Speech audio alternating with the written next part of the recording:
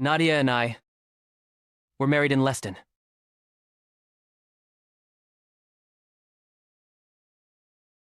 Mother is aware of it. 5 years ago, on our wedding day, my husband, Alan Knox, was sent to Leston for disaster relief.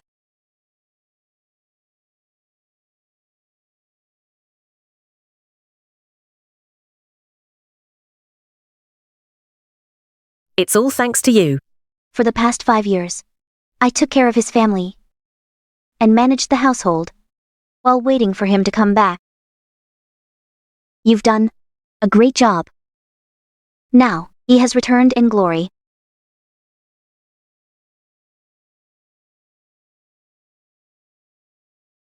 Along with him came a concubine,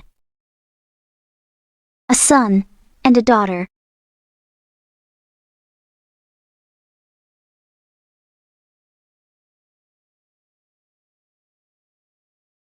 So, you married a concubine without telling me? Nadia is my wife. Our parents approved our marriage. She's my legitimate wife. If she is your wife, then what am I? Both of you are my wives. You were first. She knows her place. In terms of status, you are both equal.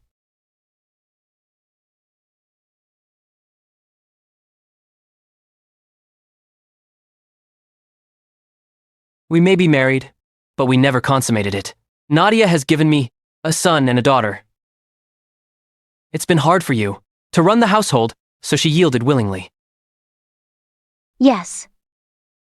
Come to think of it, we never consummated our marriage. By propriety, I'm a notch below Miss Lange. I should be the concubine. I'd never make you a concubine. For the sake of our families, I won't mistreat you. Huh. Won't mistreat me? To help your family, my grandfather gave you 100,000 taels of gold. To save you and your mother, my father died in the river. Your family has done much to help us. I admit that. But a relationship shouldn't be just about gratitude. Besides, though we were betrothed, I've always seen you as a sibling, never as a romantic partner.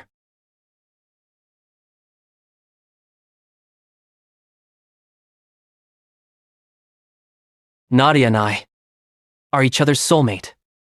We love each other. Following the plague, Leston was struck by a harsh drought. Many people died of starvation. Nadia is kind-hearted and skilled in medicine. Thanks to her coordination of the physicians, we saved countless lives. That's how I earned this honor. There's no way I could betray her. After all she's done for me. She knows medicine, but so do many others. You can save lives, but so can others. You were able to save so many people because I sold my assets and sent 80,000 taels of silver to purchase medicinal herbs.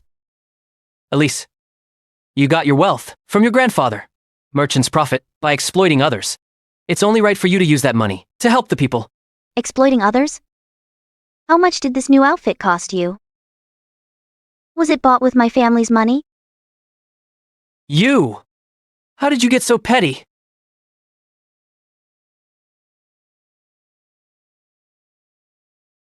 You let me down. As of tomorrow, Nadia will manage the household. Let her take charge. I was testing you. If you had been understanding, you'd still be running the household. But now, you've disappointed me. Who suggested letting her take over? It was my idea. Mother has also agreed. Nadia has earned great merit. The noble consort plans to appoint her as a female official. Letting her run the household will give her experience. This benefits the Knox family so don't try to stop it.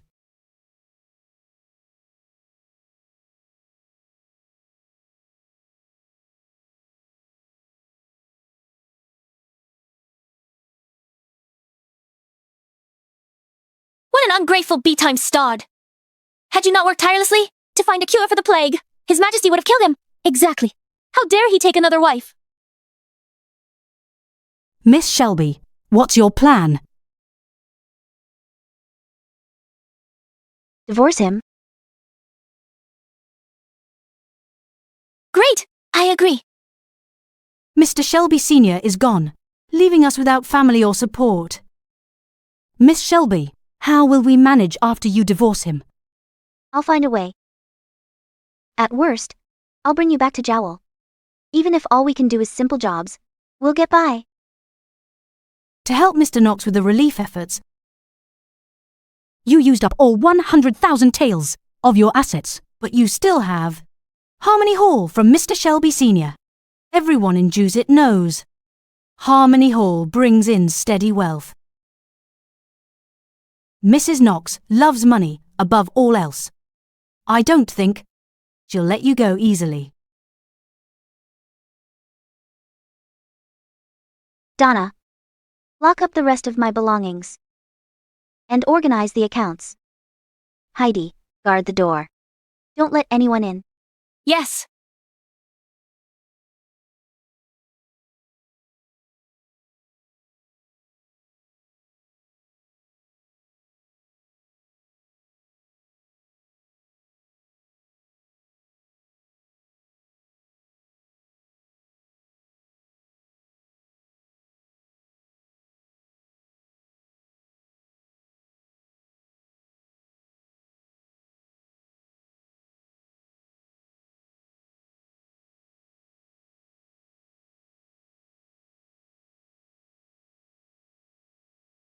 Father died young, while saving Alan and his mother.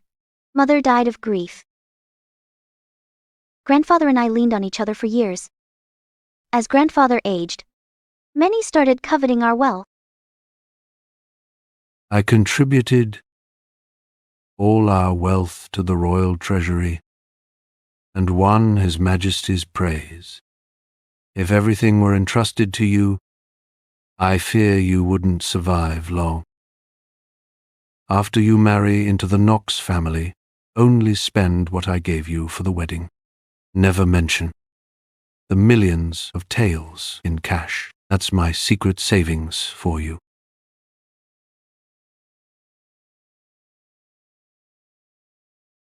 Over the years, I've given a substantial amount of money to officials in Jowl. I have some connections with them.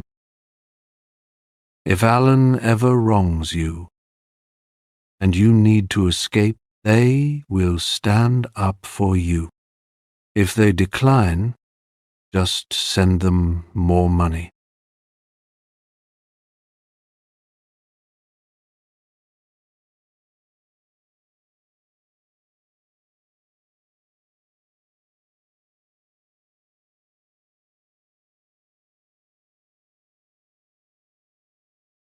Alan. When you proposed back then, you swore you'd be faithful. And that you'd face the consequences. If you weren't.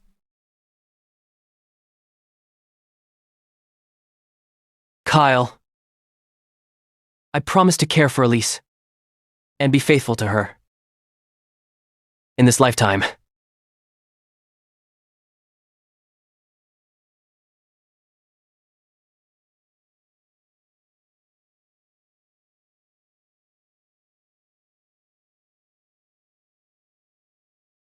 Alan. You have to stand by your words. Since you betrayed me, I'll make sure you face the consequences. Miss Shelby, the accounts are all settled. All your remaining belongings are now in our courtyard. Mrs. Knox has invited you to dinner.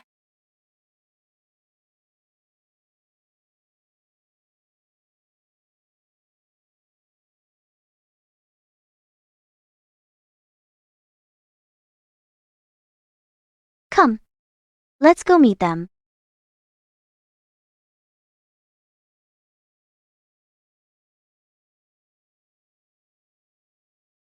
Henry, say thank you. Thank you, Aunt Celine. Nadia, you've taught him so well. A child of the Knox family is remarkable by nature. Nadia? You two are already that close?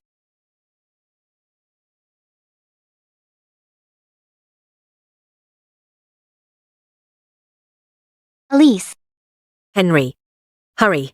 Greet your mother. Elise, you're fortunate to gain a son for nothing.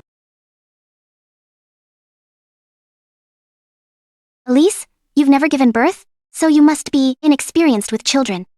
Although Henry wasn't born in Juicet, he's been brought up personally by Alan and me. He's proud by nature. He only respects those with true talent. Adele? We shouldn't pressure him into calling Elise mother yet. Let's not force him.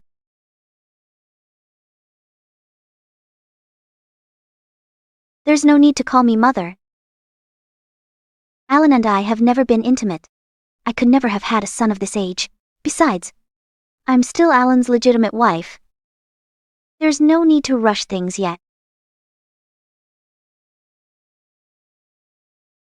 Alan told me to leave the household in Miss Lange's hands. The account book has been organized.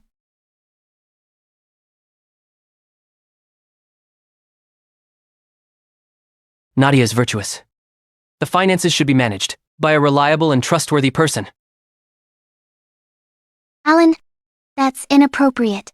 Elise ran the household for years and married you before me. I should listen to her. I wouldn't dare manage the finances.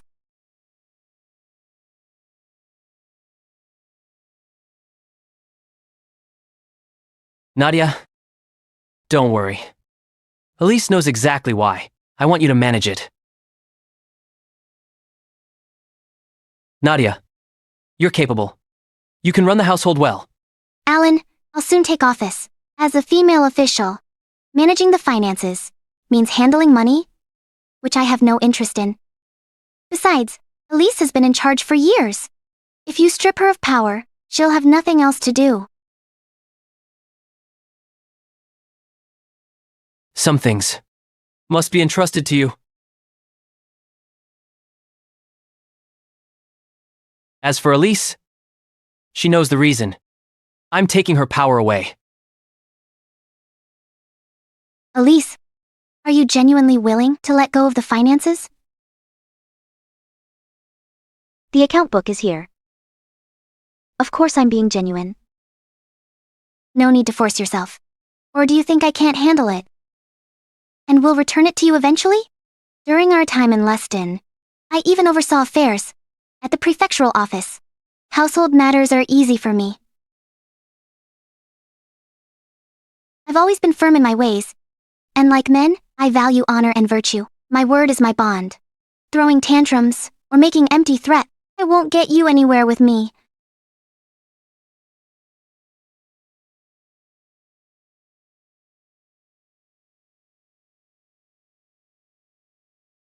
Nadia, just take it. Alan says you can do it. I trust his judgment. It's also a good chance to learn the family's expenses.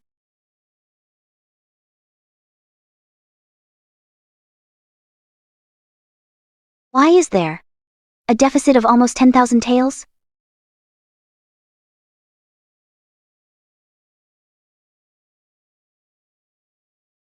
Elise, you should at least be honest. How can you falsify the accounts to cheat Nadia? Cheat? Miss Knox, mind what you say? When Miss Shelby married in, your family had barely any money. For all these years, Mr. Knox was the only one with a salary, but he never sent any money home. Your entire family has been living off Miss Shelby. She had 100,000 taels in assets, and now it's all gone. And you expect her to raise children who aren't hers? Shut up! Elise, keep your maid in check! Someone, attend me. Drag her out. And slap her. Heidi. Step back. 100,000 taels may be gone, but she still has Harmony Hall. Since she's married into the family, handing over the accounts isn't enough. She must also hand over Harmony Hall. This shrew humiliated my wife and children. If it weren't for a man's sense of honor, I'd have made her pay. Typical of a merchant's daughter, she doesn't know an official's ways. As the wife, you should be generous. After 5 years of hard work, Alan comes back in glory. It benefits you as well. Why are you being so harsh? You've been covering the household expenses all this time. Why are you unwilling now? You just want to threaten Alan. Money doesn't make you special. Merchants are of low status. A woman should embody virtue. How did you get so petty?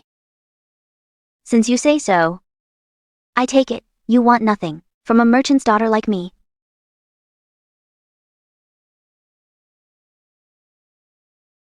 Elise? What do you mean? Didn't you promise me? It's a 3-courtyard residence.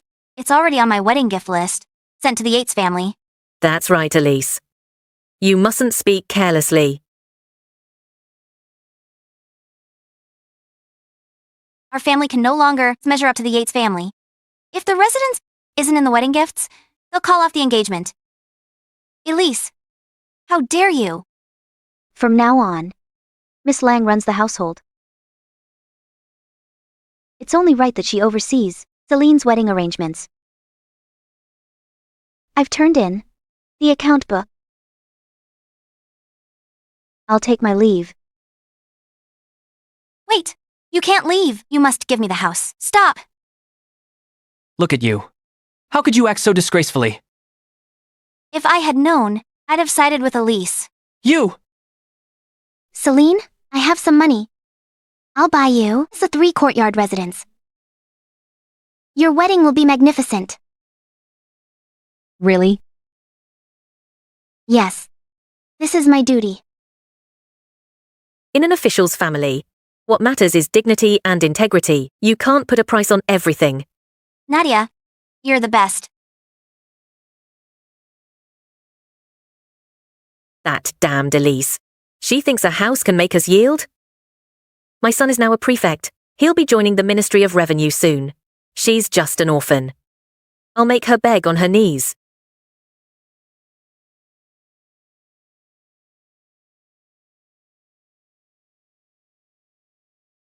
I'll wrap it for you. Mr. Shelby Sr. had great foresight. When Miss Shelby married, he had George bring his most trusted men to set up a branch here. Otherwise, Miss Shelby would be completely helpless now.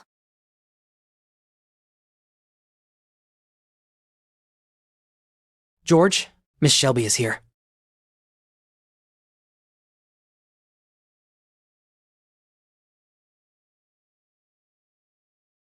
Miss Shelby, how have you been?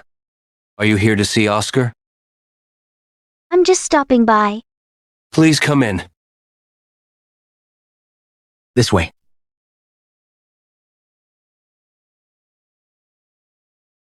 You're here.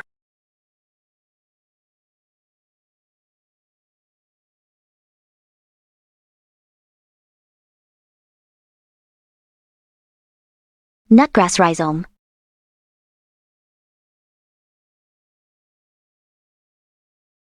Decent quality.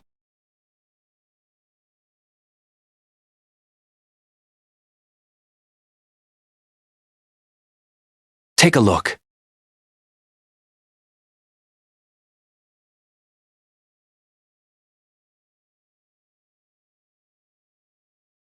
It's over 30 years old. You can have it. Okay. Hey, you herb addict. Miss Shelby is now an official's wife. Do you still think she's the girl who used to follow you around? I know. Miss Shelby, how's life been with the Knox family?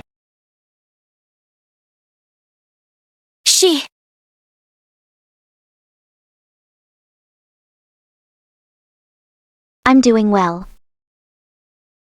That's great. Your days will only get better from now on. Harmony Hall has been doing great. Profits are high.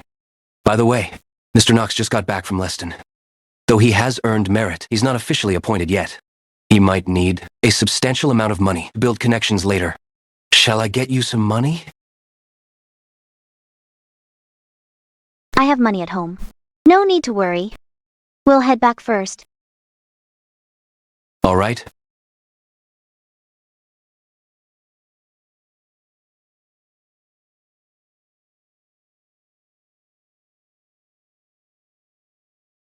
What a grand carriage. Whose could it be?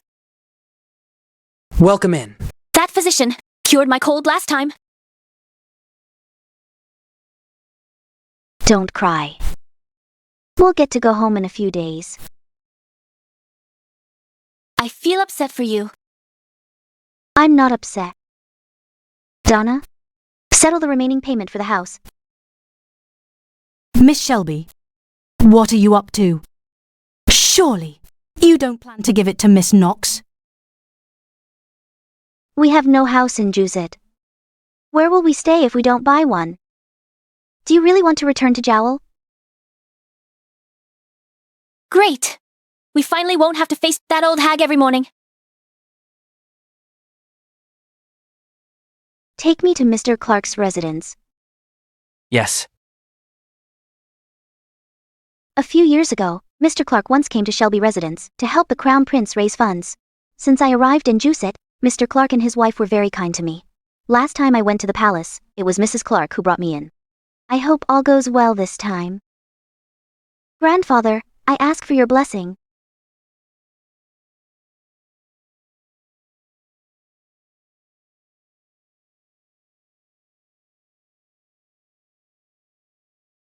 Miss Shelby, I heard Nadia has caught the noble consort's eye. Mrs. Clark probably won't help us. Meet the Empress, as it to defend the noble consort.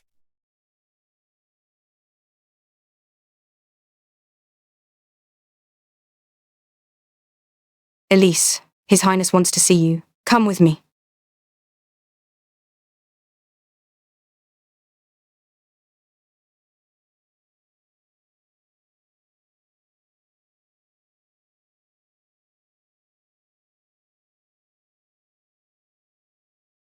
Greetings, Your Highness.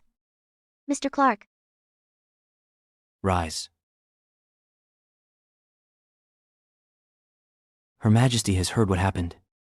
In honor of your grandfather's service, she'll grant you a title. The decree will be sent to the Knox residence soon. I trust they won't mistreat you anymore. You may return home at ease.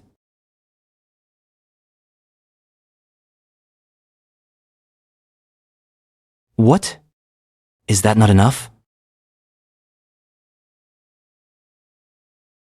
Not even the Empress can interfere with a man taking concubines. You can't stop Alan from taking her in. Especially since she already has his child. I don't need a title. I only ask for a divorce.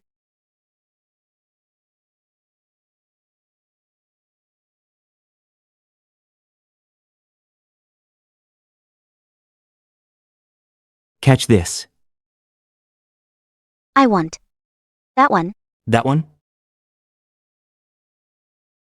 Here you go. And that one. Catch it. What's your name? Elise Shelby.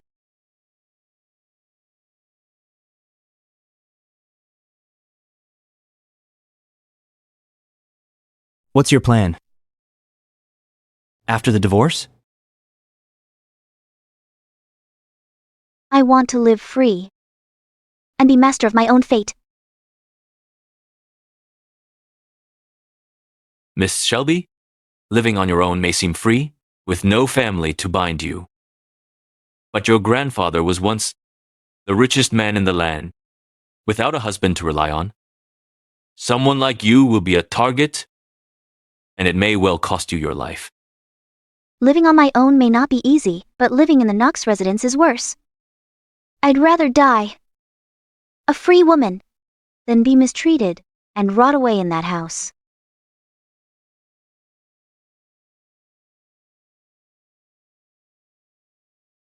Your Highness, please.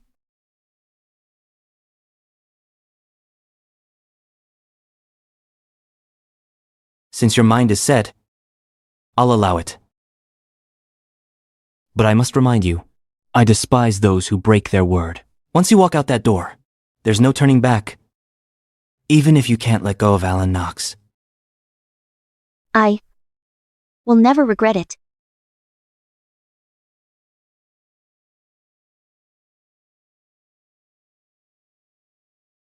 Did you and Alan Knox ever consummate the marriage?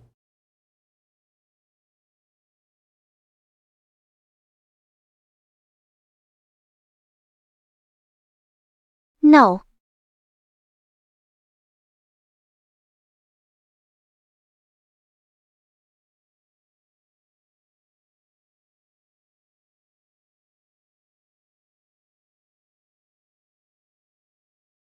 Your Highness, do you intend to use Miss Shelby to obtain her grandfather's treasures?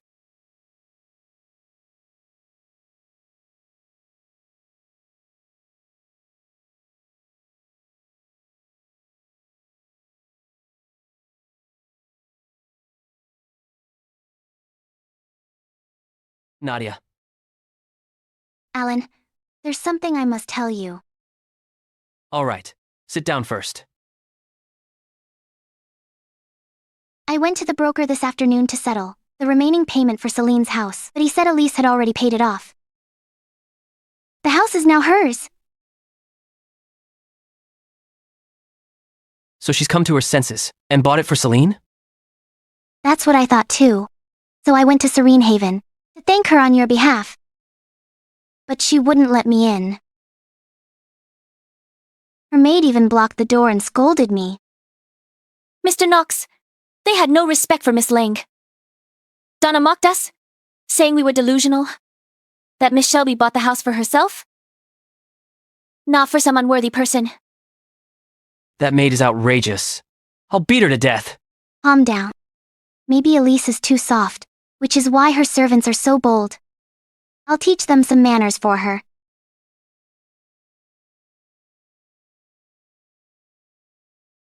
I'll leave it to you. By the way, I meant to ask you, where did you get the money for the house? It was left by Mr. and Mrs. Long. Miss Long wasn't aware of it, until Mary produced it, before we went back to juice it. Mary quietly set the money aside. For me and Leston, just in case. Now that we're husband and wife, it is only right that I use it for your sister. Thank you so much. Well then, I'll go speak with Elise. The house should be a gift from you to Celine. Whatever you say. I'll head out now.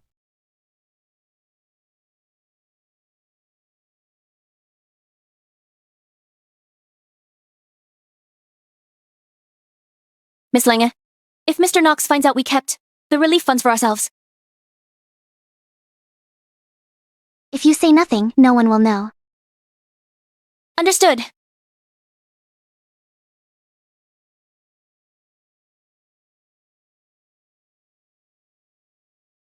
Elise Shelby!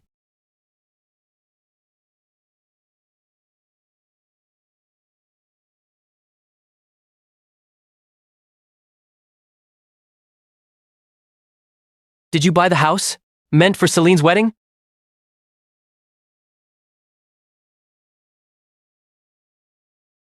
Is this matter not big enough for you? Why buy that house? What do you mean by that? Hand the house over to Celine. Nadia and I will pay you, and this ends here. And how much do you intend to pay me? Didn't you buy it for 7,000 taels? Just name your price. 10,000 taels. You're so wicked and calculating. Nadia must take charge of the household, or you'll lead Henry astray.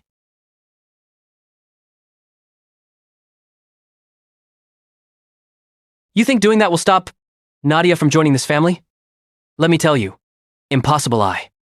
I'll officially take her as my concubine tomorrow.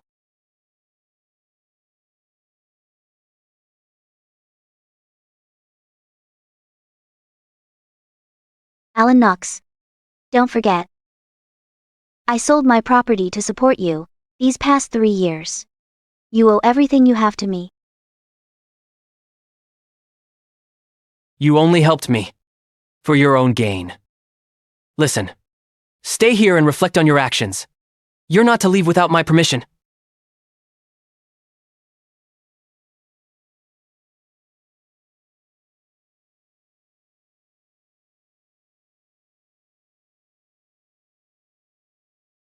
What?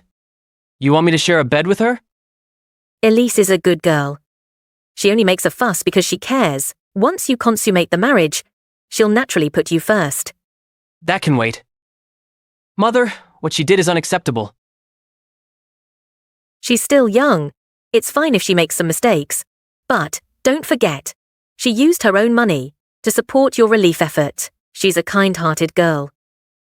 Once her name is added to the clan register tomorrow, you'll consummate the marriage. I will not do that. Mother, you know what happened today. If I have a child with that woman, she'll only be out of control. I've decided I won't share a bed with her for 3 years. Mother, I'll take my leave. You'll be the death of me.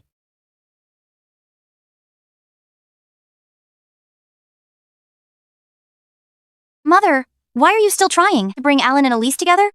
You know nothing. They haven't consummated the marriage. Strictly speaking, they're not husband and wife.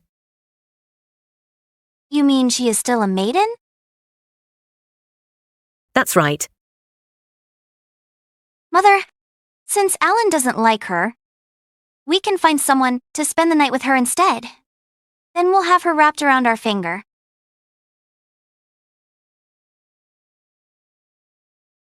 That is rather cruel. She's just a merchant's daughter. Even if she has Harmony Hall, without our family's protection, she'd be nothing. Keeping her here is more than enough to repay her father for saving you and Alan. But if your brother finds out... Mother, this is for the good of our family. With Alan and Nadia supporting each other, our family will surely thrive. Elise can be set aside and live in peace. It's the best for everyone, Mother. Still, she is the daughter of our benefactor.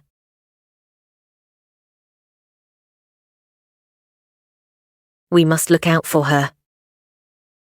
Find someone to pretend to spend the night with her. Just don't go too far. I'll take care of it. Don't worry, Mother.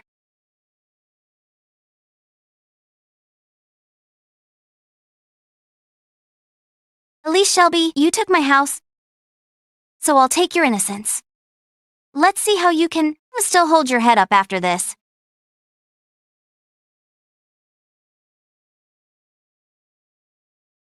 Thank you, Pauline. Now that I know their plot, I won't let them have their way. Understood. I'll take my leave then.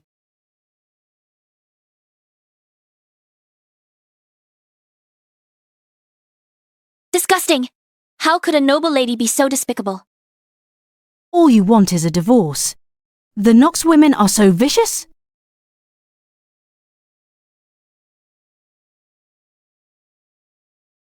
Lean in.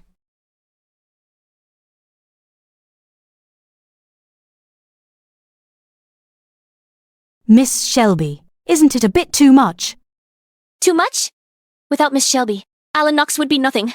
Yet he treats her like this. In my opinion, we should poison the whole family.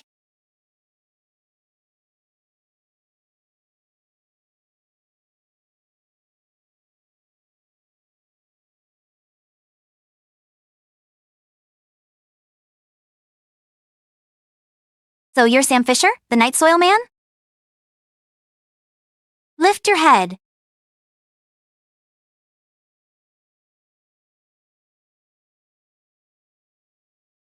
Has Karen gone to Serene Haven? Yes. Excellent. You wretch, since you won't give me the house, I'll let this ugly, filthy man ruin you. Pauline? Take him to her chamber. Don't let anything go wrong. Rest assured, Miss Knox, no one will ever know.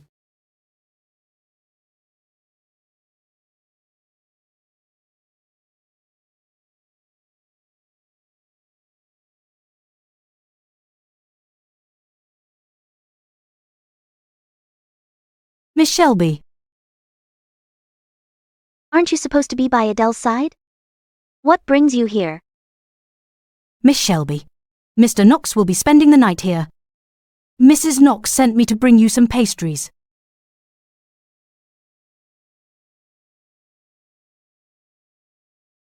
Alan is coming here tonight? He's not angry anymore. This is Mrs. Knox's order. Mr. Knox wouldn't dare disobey. Is that so? Absolutely. But Mr. Knox may arrive a little late. If you are hungry, please have some pastries first. Karen. These pastries don't seem right. There's too much sugar icing. We have a new cook.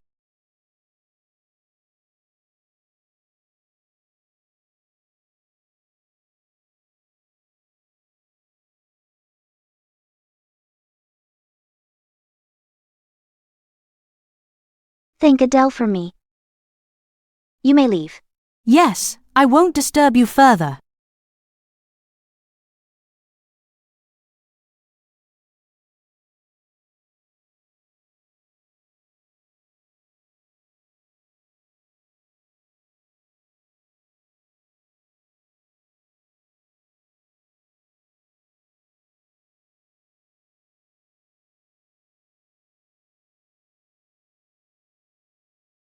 Miss Knox, this was just delivered to the gate.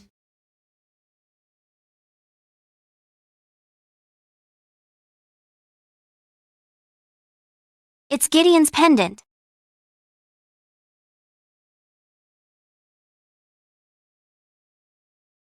Meet me at Lakeside Court at 9. From Gideon. Miss Knox, you mustn't meet a man in private. You're overreacting. Gideon wants to see me. Bring him in through the back gate. Miss Knox, please don't be rash. You have important matters tonight. Don't ruin it. What do you know? Nothing matters more than being together with Gideon. The plan will proceed, and I'll see him too.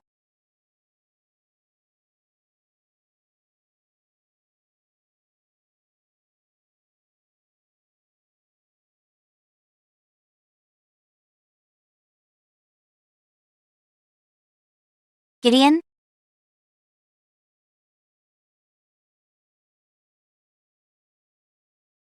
Mother, you called for me so early. What's the matter? What? I can't ask my son to take a walk with me? I didn't mean that.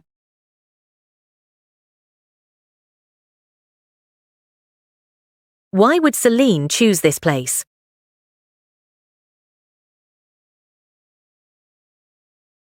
What's going on? Karen, seal off Lakeside Court. No one leaves. Yes. Speak. What happened? I won't. Mr. Knox is asking you. Answer him. Have you no manners? Speak.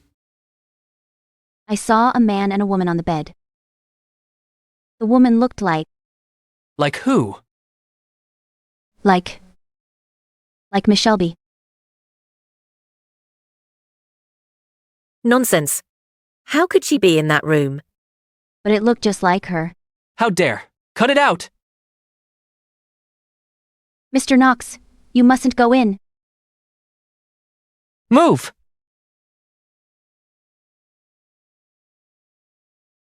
Move! Alan! There are too many people here. Do not be reckless. You lowly wretch! How dare you block Mr. Knox?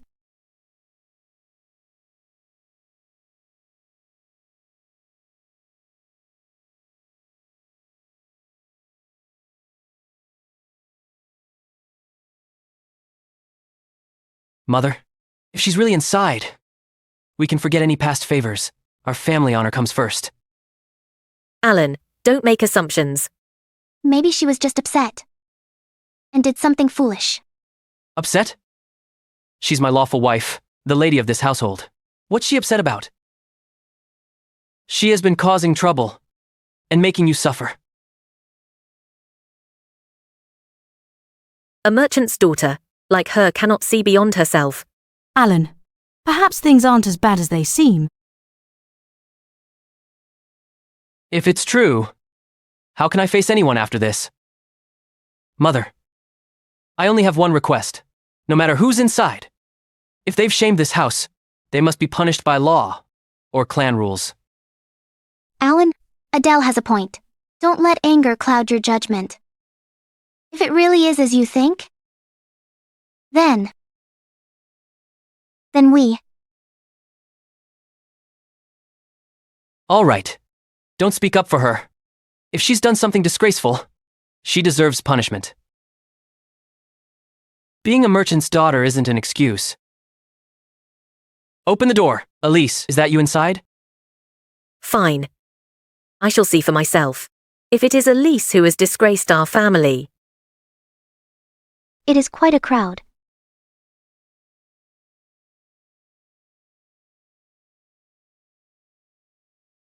For such an early hour. Why are you here? Where else? Did you think I should be?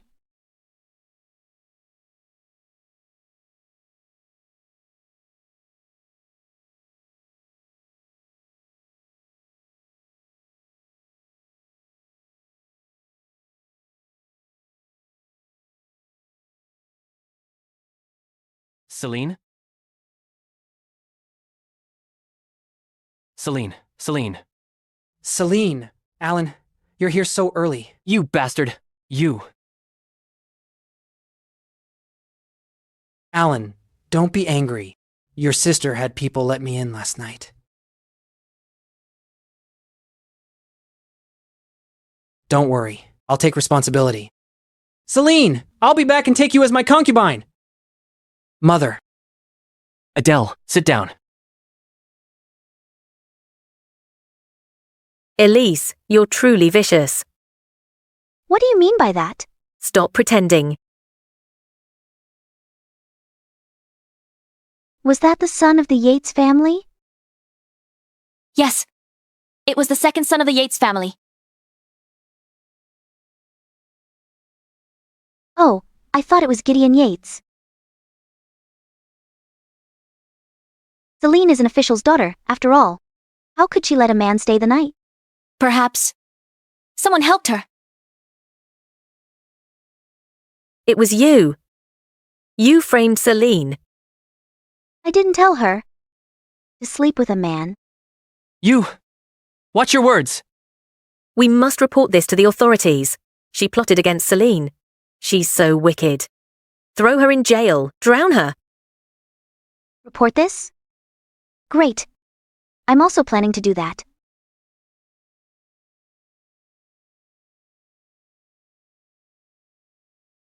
Adele, do you recognize this man?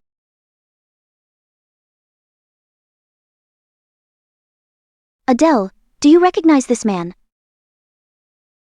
Mrs. Knox, you and Miss Knox told me to sleep with Miss Shelby on Mr. Knox's behalf. You must save me! Mother, is what he says true?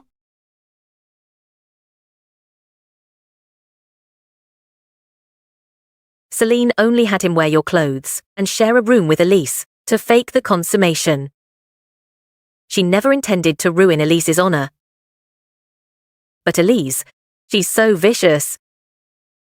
She plotted to make your sister lose her virtue. You scoundrel. How dare you? How dare? Elise, forgive me for being blunt. But I must ask, did you plot what happened to Nadia? No. You're lying. Elise, denying it is useless. You can't hide what you've done. You know very well what you did. And so do Alan and I. Nadia, you would make a fine official. You ignore the witness I brought in and judge me on mere speculation, though I'm the victim. I'll find the evidence. Nothing stays hidden forever. And justice will be served. I ask only because I can't stand by and watch this. You're a woman. You know how precious a woman's honor is. Celine only had someone pretend to share a bed with you. She never meant to ruin your honor. If you weren't plotting something, you would have detained Sam and gone to Alan at once to clear this up. Then, we could have corrected Nadia's mistake and avoided this whole affair. That's right. Since you had caught Sam, you should have come to me and talked sense into Nadia. That's how a sister-in-law should act. So, in the end, I'm the one at fault?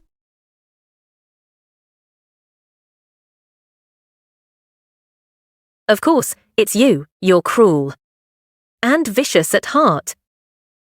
I didn't act last night because my dear husband forbade me to leave my room. How would I dare disobey him? You. Stop making excuses. You had plenty of ways to tell me.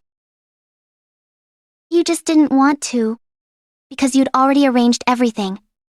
And to get back at Celine. Looks like I have no choice but to tell you the truth. I just want to know. Did you plot what happened to Nadia? Of course not. This was Nadia's doing. You. Stop talking nonsense. I'm the victim here. Completely innocent. Your sister tried to harm me, but Nadia found out in advance. So she deliberately sent word to Ryan Yates and had him ruin Celine's virtue, just to frame me and take my place as your wife. That's impossible. Alan, how can you be so biased? She makes up stories, and you believe them all. I tell the truth, and you doubt my every word. You truly breaks my heart. You!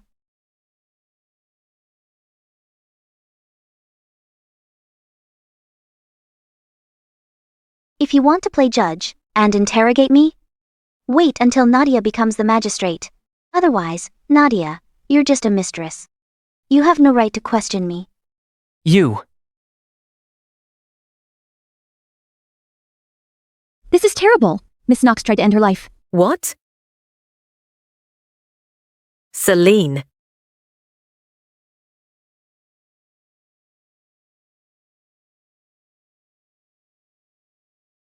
Tell Seth to take these two to the authorities.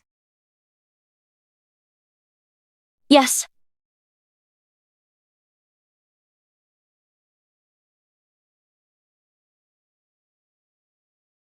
Miss Shelby. Miss Shelby, the Yates' eldest branch is here to end the engagement, and the second branch is here to propose. It's a whole scene in the front hall. You should have seen how livid Mrs. Knox was. Mr. Ryan's parents were clinging to her, acting like they were already family. It was quite a sight to behold. Did Miss Knox die? I won't marry him. Ryan Yates is a useless SC times M. I'd rather die than marry him. Mother! No one will marry you now except him. Celine? A woman's future depends on herself. It's no use to keep disparaging Ryan. Since you know he isn't perfect, just support him well. After marrying him. You know nothing. Ryan has countless women. Adele, I know that. It's nothing unusual for men to keep concubines. They're out building their careers. It's normal for them to have women by their side. Celine, as a wife, you shouldn't dwell on that. It's beneath you.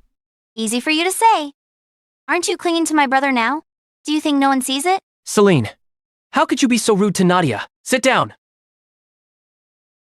Mother. Mother, just let me die. Let me end it all.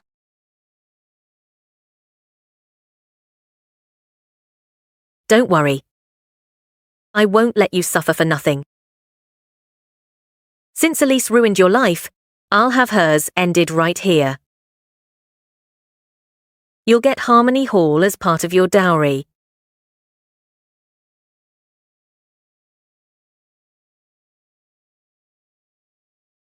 Mother. What did you say? What she did to Celine is unforgivable. I'll let her die with some dignity out of respect for her father, and letting her be buried in our family tomb is more than she deserves. Yes. Poison her. Kill her. End her life and leave no trace. But Mother, Mr. Shelby Sr. left a will. Harmony Hall can only be passed to Elise and her children. If you kill her, Harmony Hall will go to the royal treasury. Nadia. How do you know all this? Even the servants know. But you don't? Mother, please give it a second thought. Even if we can't have Harmony Hall, she must die to pay for what she did to Nadia. But say no more. Mother, her father died saving us. But she ruined Celine. She is the last of the Shelby bloodline.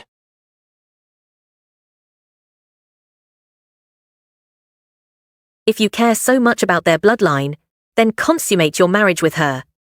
I let her live until she gives birth.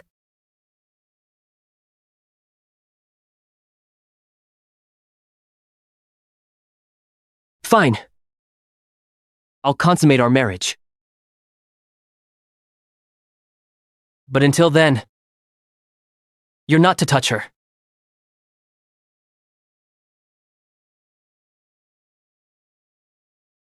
Celine.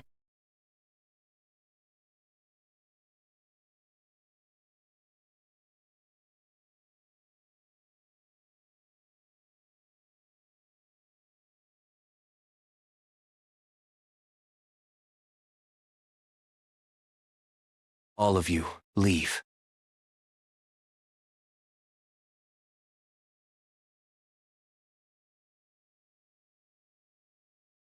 I thought you were better than this. But you schemed against Celine. How could you be so evil? I don't understand what you mean. We're alone now. Let's be honest, you did that. Since you already concluded that, what are you going to do? Celine has no choice but to marry Ryan. You'll give her that house. As compensation. And that is it?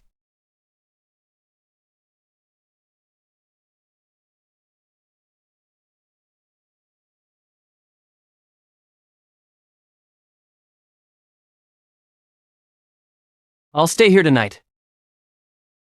After all, I'm partly to blame for this. You've worked hard managing this household, and my family owes yours a great debt. So I'll give you a child, to carry on your family line. And then, once the child is born, will I die in labor? Or from a sudden illness? You and your mother really plotted hard to take Harmony Hall. Elise, after what you did to Celine, my mom has every right to deal with you. I'm just trying to protect you. So, I should thank you then. Thank you for taking my family's inheritance and for letting me bear your child before I die. Nonsense! I never plotted to take Harmony Hall. I'm trying to save you. You. What difference does it make, whether it was your mother's plot or yours? You're being unreasonable.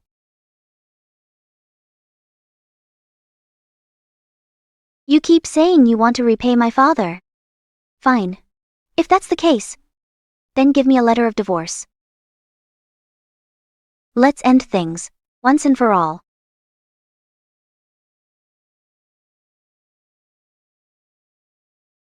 You're willing to end this marriage? Why wouldn't I be? Well, I see now. You framed Celine to get back at me for bringing Nadia home. You did all this just to tie me down. All right. I won't pursue Celine's matter anymore. Once you have a son, he'll be recognized as the second legitimate son. And Mother will forgive you too. As long as you behave, there is still a place for you in this family. There's no need. I only want a divorce. Elise, once you're divorced, you'll be a discarded woman, a disgrace! I'll ask you again, do you want a child, or do you want a divorce? A divorce. Fine. Fine. Don't regret what you said in anger today. Miss Shelby! Bad news. Miss Knox has gathered everyone at the family shrine and invited many elders over. I heard even Mr. Howard Knox has come. She wants to add you and that vixen to the clan register. And she's telling everyone, you and Mr. Knox have consummated the marriage. I'm going to rip her mouth apart. Stop. Miss Shelby, Mrs. Knox is trying to ruin your reputation. Donna, tell Seth to wait outside the family shrine with the divorce paper. This. Heidi, take the things with you. Let's go deal with this pack of wolves. Yes. Everyone is here. This is hardly appropriate for a formal gathering.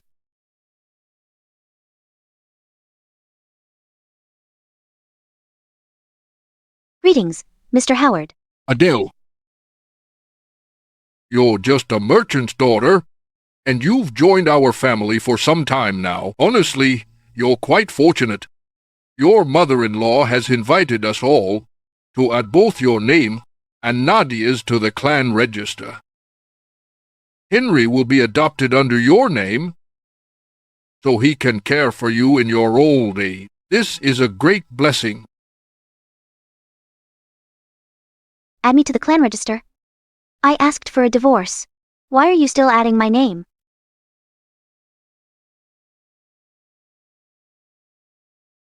What? A divorce? A divorce? Alan and I have agreed to end our marriage. We're free to remarry and go our separate ways. Nonsense! Everyone, don't listen to her nonsense. Though Alan didn't tell you, he married Nadia with Adele's approval and through a matchmaker. I understand you're upset. But how can you talk about divorce so lightly? Mr. Howard, you're right. She's only throwing a tantrum over Nadia and Henry. Your father died saving Alan and Adele. We owe your family a great debt. If you divorce Alan now, how will people see the Knox family? You will destroy our family's reputation and make us look ungrateful and heartless. A merchant's daughter lacked the grace for our family. You have brought shame upon us! So, my request for a divorce makes you the victims? Is it not so? I thought only Alan and Adele were shameless. I didn't expect the entire Knox family to be the same.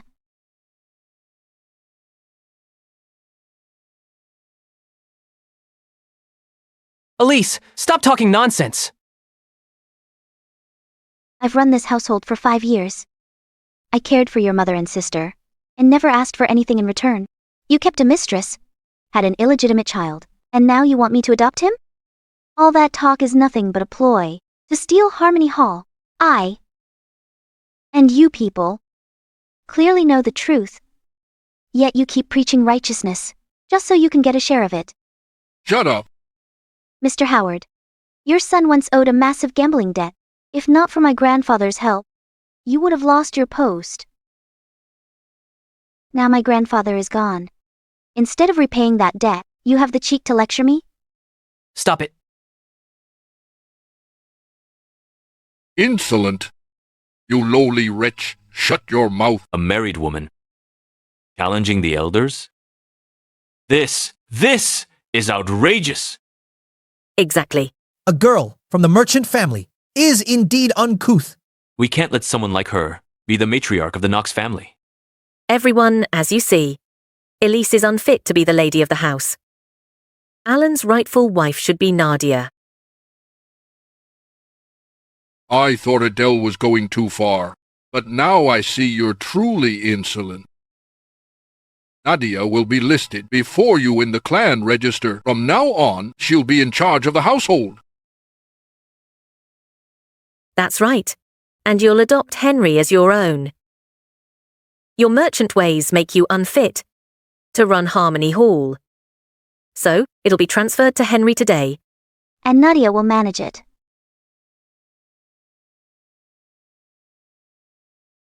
You really are a bunch of shameless scum. You really are a bunch of shameless scum. You. You brought this upon yourself. If you hadn't tried to manipulate me, this wouldn't have happened. Update the register, then proceed with the adoption. Nadia, do you have anything to say? Elise joined the family before me. How could I be above her?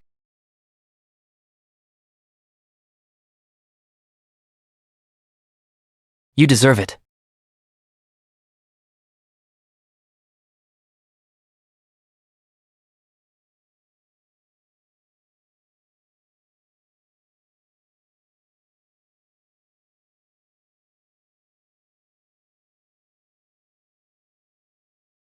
Elise, come over. Serve the tea to the main wife. Mr. Howard, let's just forget it. Forget it. Her name is behind yours in the register. She must serve you tea. Your view on this? Mr. Howard meant well. If you don't want to serve tea to Nadia, then just kneel and offer him a cup instead. He's an elder. It's just a form of respect.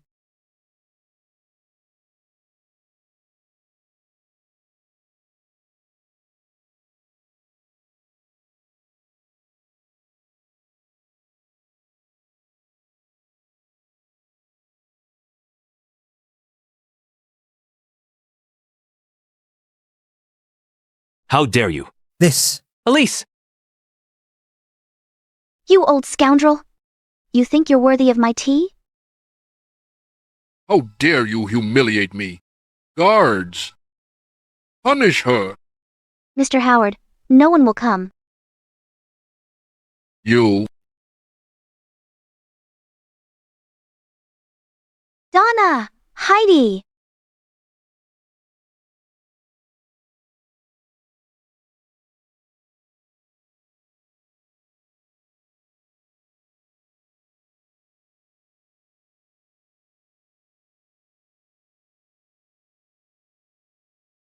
Alan! Alan, do you still recognize this sword? Alan, do you still recognize this sword? My father saved you and your mother from the bandits with this very blade.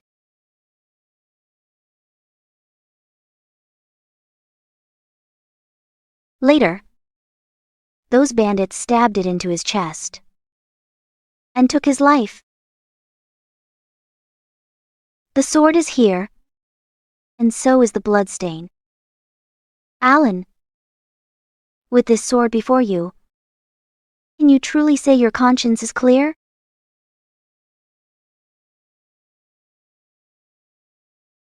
Do you people even have a conscience? Stop bringing up the past. Your father chose to save us. We never asked him to.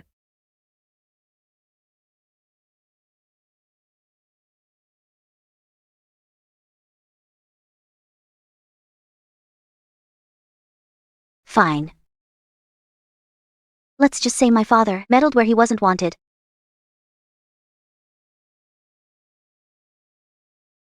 Stop wasting our time. Serve the tea now. Serve the tea? If you want Miss Shelby to do that, pay back what you owe first. Here's the record of the 100,000 taels Mr. Shelby Sr. lent you. And here's the proof of the 80,000 taels Miss Shelby spent on medicine for Mr. Allen. That's right. You call Mr. Shelby's help meddling, yet you were the ones who came begging for money. Exactly, enough talk. Pay the money back. Pay it back.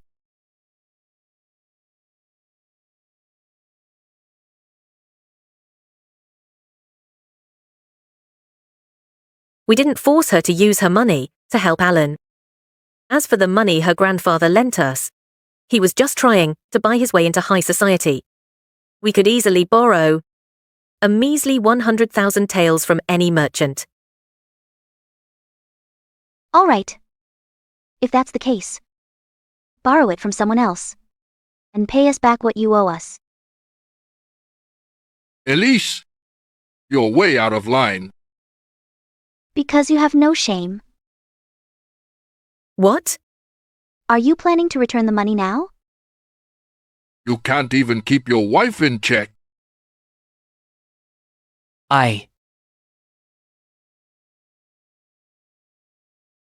How dare you be so brazen? In front of everyone! Elise, trust me, I'll divorce you. Divorce me? You wouldn't let me go until you've got Harmony Hall.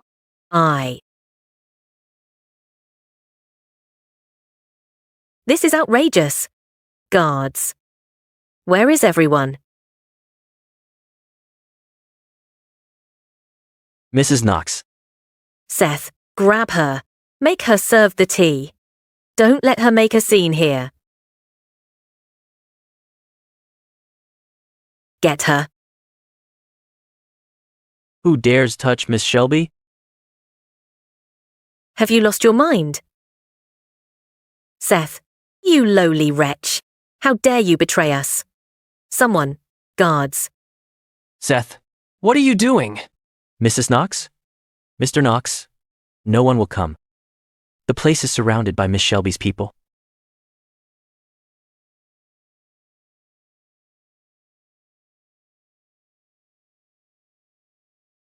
Seth, Miss Shelby? please have Alan sign it. Yes.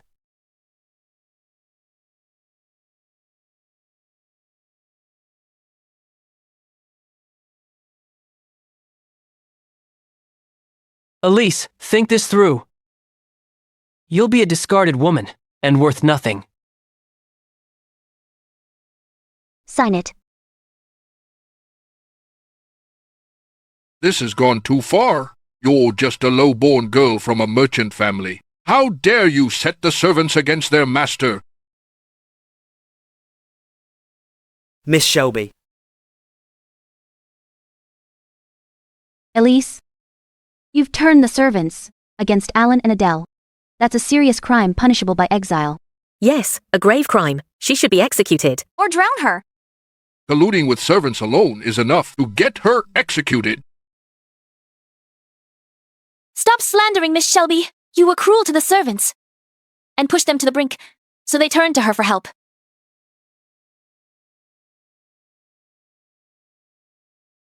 It was you. It was really you. You backstabbing traitor. I'll sell your whole family for this.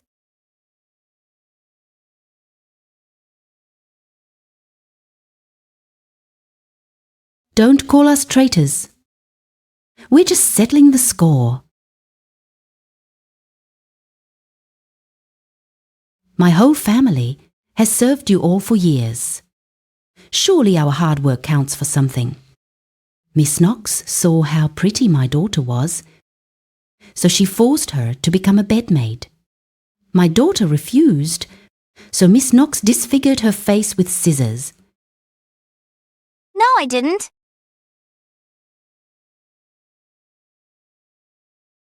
Miss Shelby is innocent.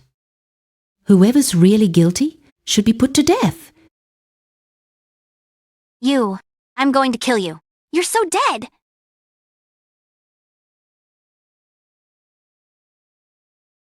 Mrs. Knox, You can't sell us off anymore.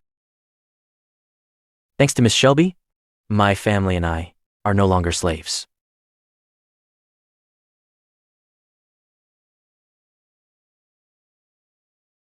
What? Mr. Knox, you'll surely regret for mistreating Miss Shelby.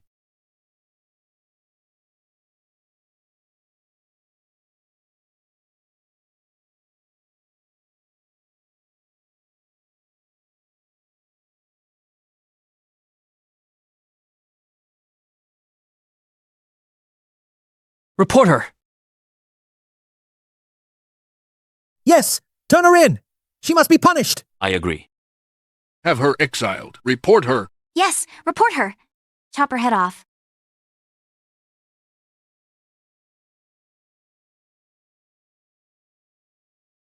Miss Shelby, if we force Mr. Knox to sign the divorce paper, you may face prosecution. It's a serious crime. I know. But I'd rather be exiled, or even executed, than remain his wife. I find it disgusting. You. Imperial decrees here.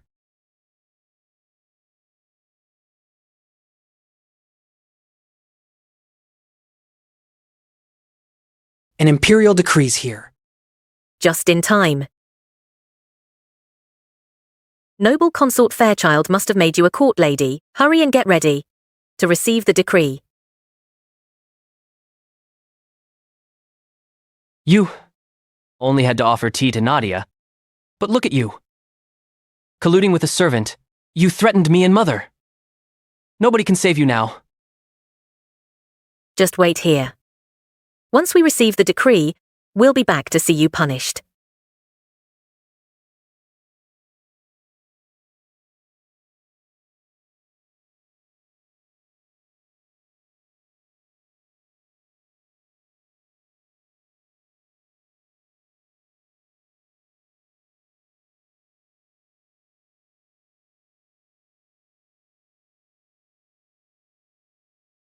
Is Miss Shelby here?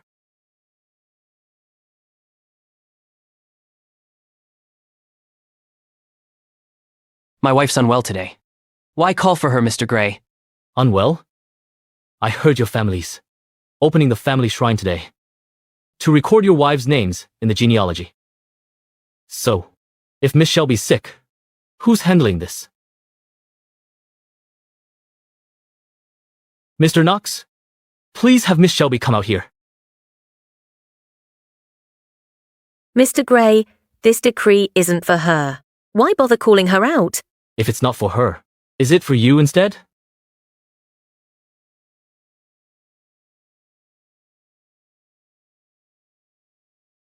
Surely the imperial decree isn't for Elise. A merchant's daughter is worthless. Which noble in the palace would remember her? Mr. Gray, how has Her Highness been lately? Mrs. Knox, you seem quite concerned for Her Highness.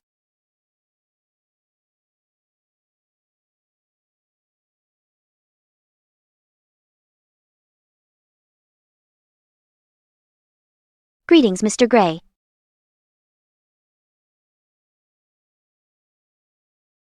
Announcing the Emperor's decree.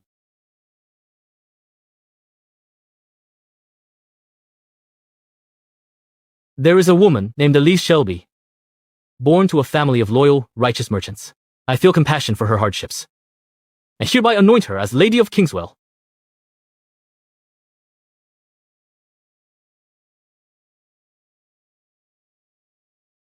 To honor the Shelby family.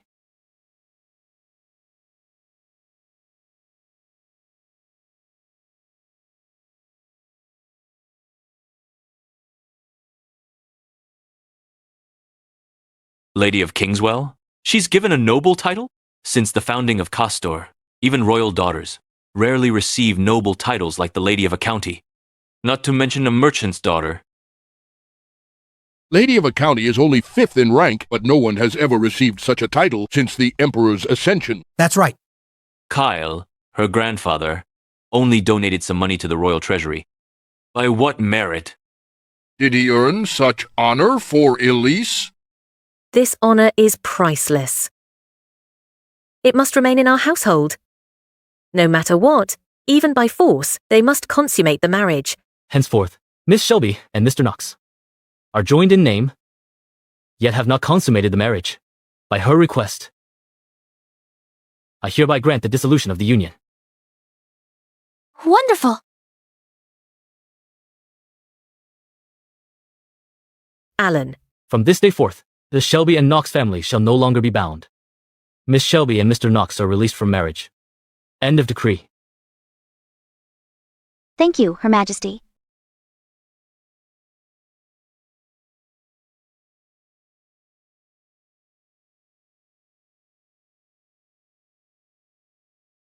Elise. Mrs. Knox, since the marriage is dissolved, both families should return the betrothal gifts respectively. Here with me is the palace's chief clerk. Let's settle the paperwork now, to avoid troubles in the future. Thank you, Mr. Gray. It was the Crown Prince's order.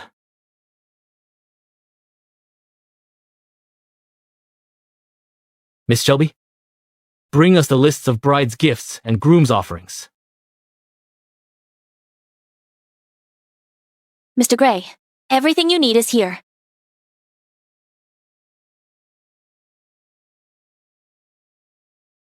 Bride's gifts, 100,000 taels. Groom's offerings, only 3,000?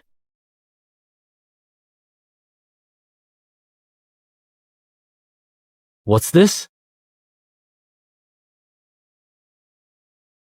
Miss Shelby originally had 100,000 taels, but most were lent to Mr. Knox. Not a lot is left now. Since it was borrowed, it must be repaid. Her Majesty said the marriage is annulled, so everything must be clear between both families. What if they don't have the money? No money? Surely they have some assets. The chief clerk knows appraisal too. Just take their furniture. You can't do that. Elise, it's only a bit of money. You're not so heartless, are you? You said it yourself, Mrs. Knox. It's only a bit of money. Why get so worked up? Go ahead. Yes, miss. Come on. Let's go. Come on. Let's go. Stop it. That too. What do we do now? Take that. Careful. No. Mr. Gray. My chair. Are you taking the chair too? My plants. Why are you taking these out?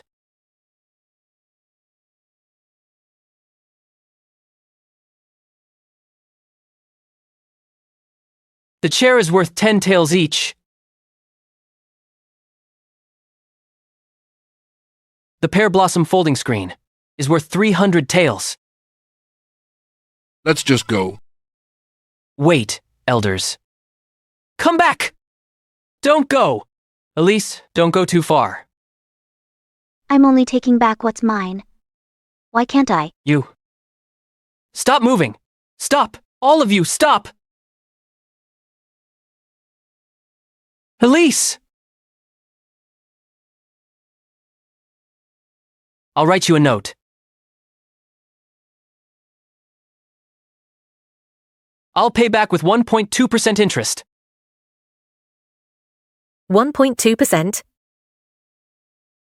Lady Elise, what say you?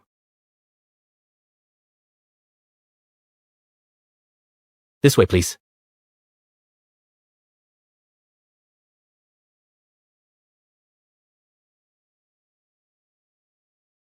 Go ahead and sign it.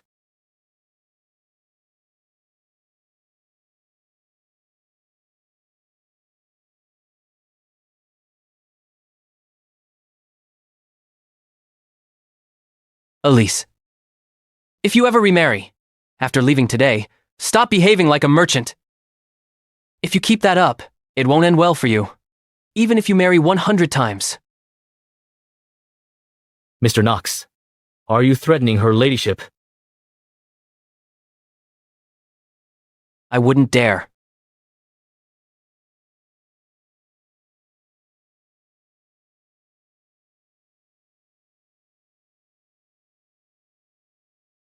The marriage is now dissolved. I must return to the palace now. Let me see you off. It's all right, your ladyship.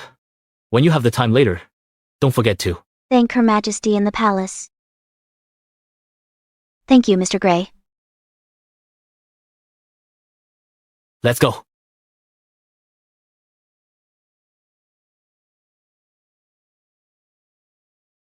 I'm leaving now. Won't you see her ladyship off?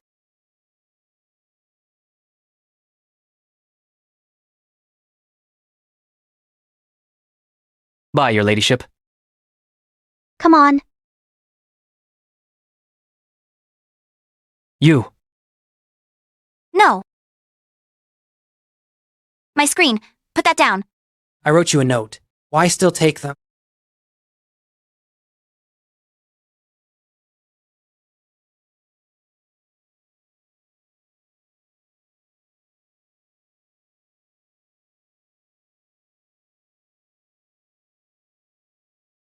It was all your stupid idea.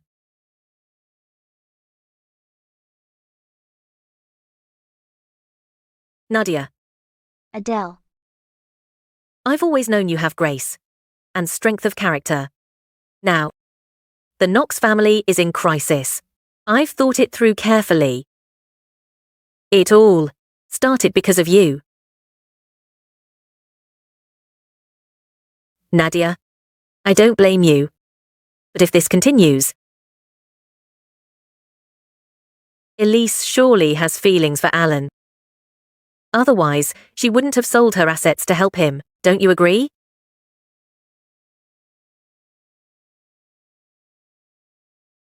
What do you want me to do? I want you to bring Elise back and let her be listed first in the genealogy. No way. Nadia, no need to beg her. She didn't even earn the title herself. Besides, she's just a lady of a county. Nadia and I can bring honor to the family ourselves. Nadia has earned noble consort Fairchild's favor. Soon enough, she'll become a court apothecary.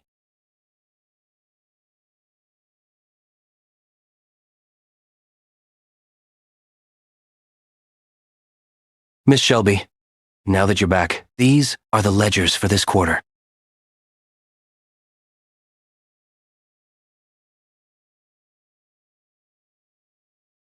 Why are medicine prices higher than last year? A few years ago, when the Crown Prince went to war, prices began to rise. Miss Shelby, with medicine so expensive, should Harmony Hall reduce its purchases this year? No. We buy more this year. Okay, I'll handle it. Hurry, take your chief physician and come with me. Miss Landry is seriously ill.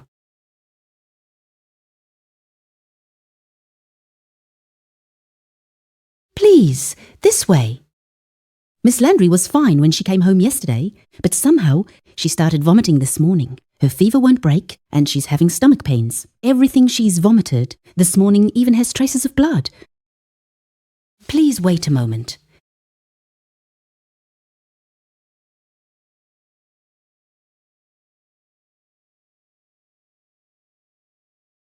Lady Landry, physicians from Harmony Hall have arrived. Harmony Hall? What is that? Didn't I ask you to get Miss Lang? One of the princes developed a high fever today, so the entire ministry went to see him. I didn't want this to be delayed, so I could only bring the physicians from Harmony Hall. All right. Hurry and invite them in. Please.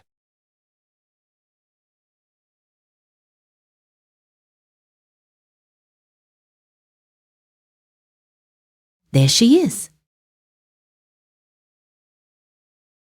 Miss Landry, when you cough, do you feel pain anywhere? My whole body aches.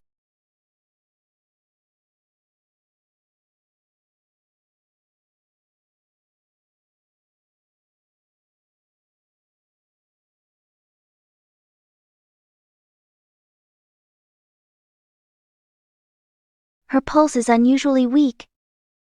She appears gravely ill. Doctor, how's my daughter?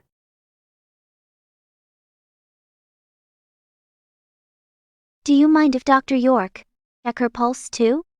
We should also examine what she vomited.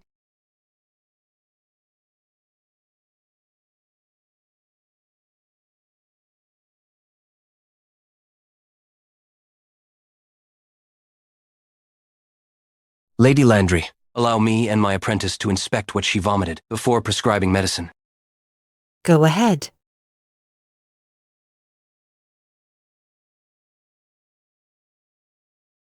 What do you think she has? Typhoid fever.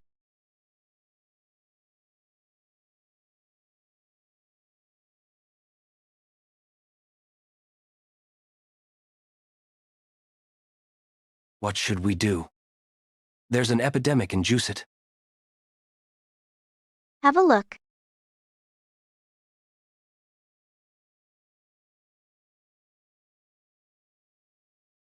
We need to inform Lady Landry and request orders from Lord Landry.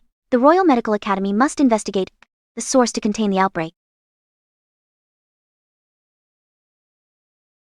Miss Langer, you're the new star in the ministry. I trust that you can cure my daughter very soon.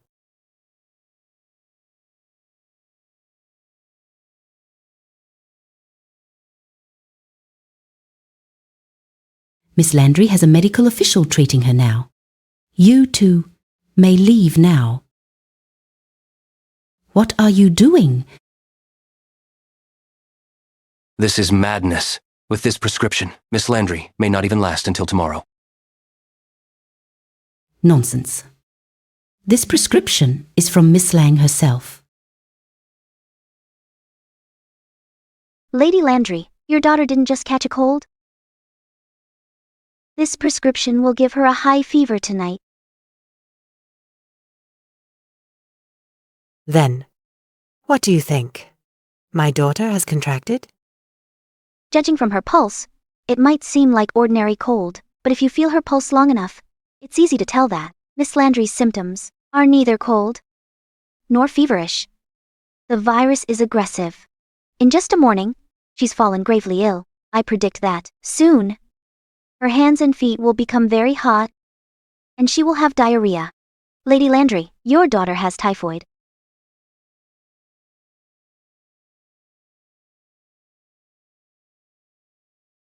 Nonsense. Guards, throw them both out. Yes, ma'am. My lady, if Miss Landry takes Miss Lang's medicine, she'll have severe diarrhea in less than half an hour, and vomit more. Hello, Elise. Miss Lange, you know her. Lady Landry. She is Lady of Kingswell.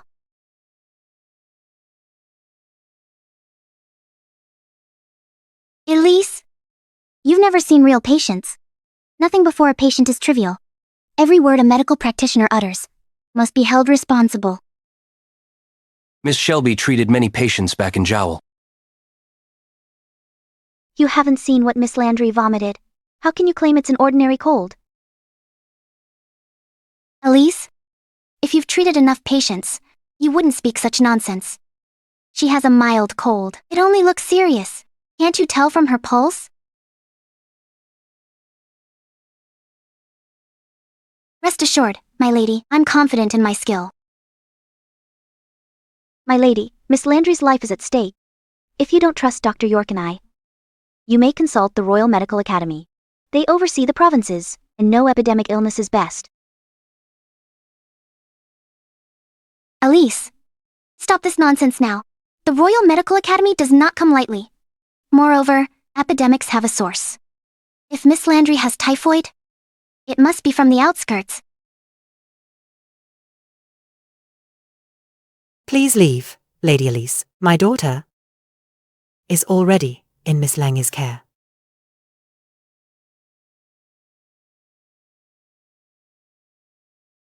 If her condition worsens, make sure she takes this.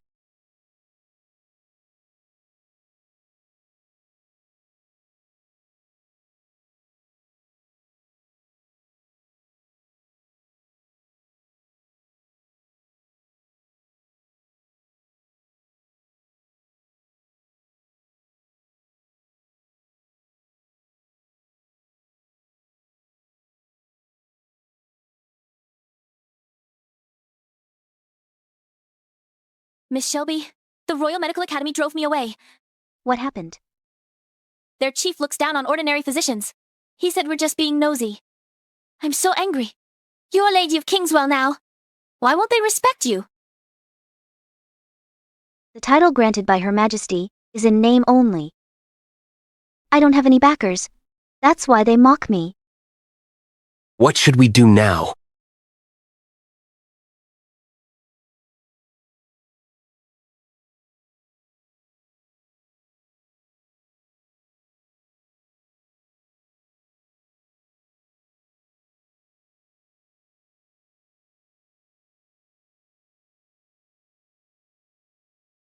Take this letter and deliver it to Mr. Clark. Sure. Mr. Clark? You're contacting His Highness?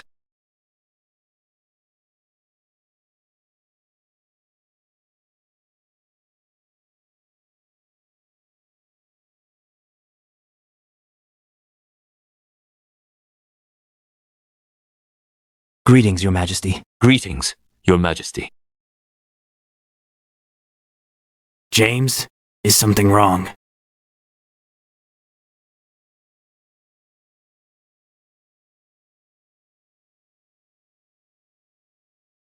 You're my son. What can't you tell directly?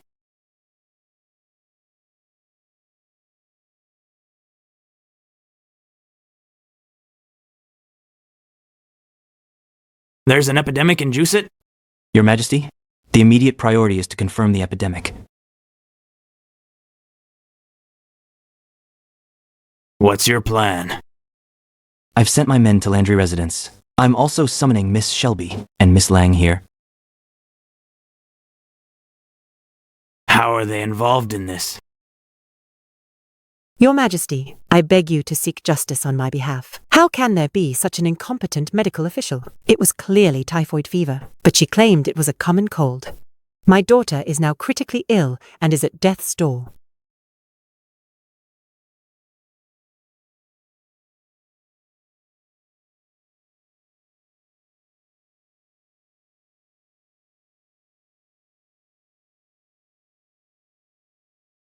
This must be about Miss Landry's illness.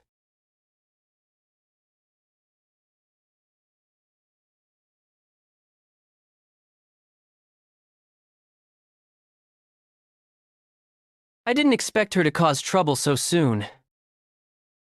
She must have been summoned for punishment. Compared to her, Nadia's capable and calm. Ending the marriage with Elise was truly a wise choice. Could it really be typhoid fever? No, it can't be.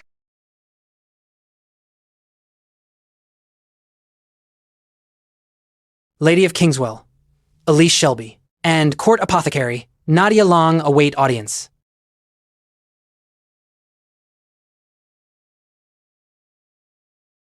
I'll wait right here.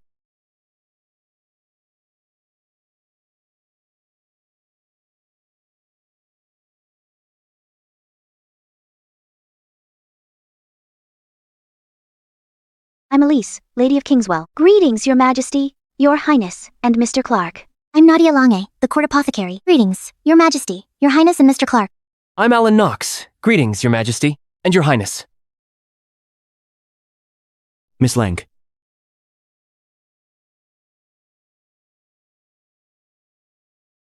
Your Highness? Rumors are going around the palace, saying there's an epidemic in Juicet. I hear they started from you. Is that true?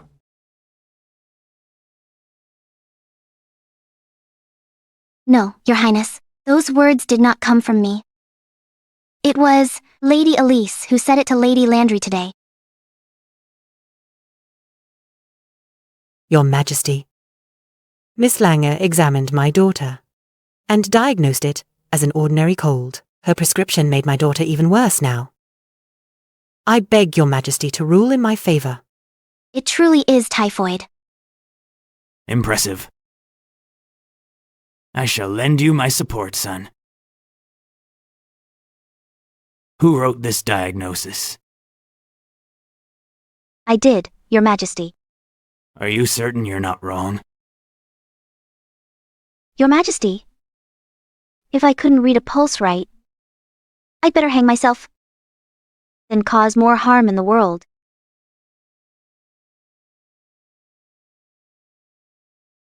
Miss Lang, oh, do you have anything to say? Your Majesty, I concur with what Lady Elise said. A medical practitioner who can't even diagnose correctly should hang themselves. Your Majesty, thanks to Her Majesty's grace, I was granted ladyship, yet I feel I owe the country much. I shall pledge my loyalty to the country today. How so? I believe the medical ministry must not tolerate incompetence. Therefore, I wish to make a wager with Miss Lange. If today's events prove me right, I ask that Miss Long stop her practice, retire from medicine, and never harm the innocent again. Your Ladyship, how dare you speak so recklessly?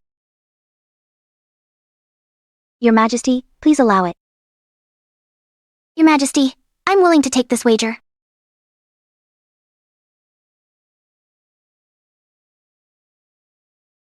Lord Landry requests audience. Your Majesty, the royal physicians have examined my daughter. She is indeed suffering from typhoid fever. It was our oversight. We beg your Majesty's pardon. Elise was right. This is outrageous. Let me ask you, where did your daughter contract typhoid? Could it have been from someone in your household? Your Majesty, she's always been playful. She did stop by the outskirts with her maids for fun. They met a merchant from Leston on the way back. From Leston? Didn't Alan report that the Leston epidemic had already been contained?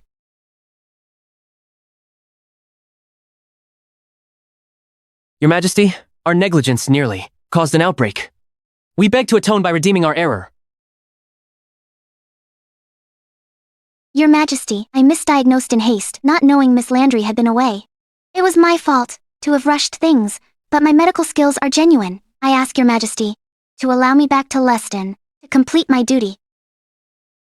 Lady Elise, our wager still stands, but the nation needs me now.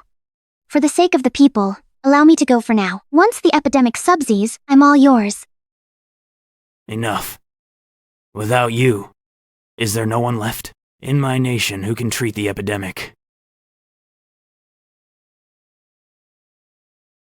Your Majesty, Leston is staffed, and medics are deployed. We must now confirm whether anyone in Juzit is infected. What do you have in mind? Seal the city wards at once, activate the epidemic protocols to identify and contain the outbreak as soon as possible. Besides, Lady Elise detected the typhoid. She deserves reward.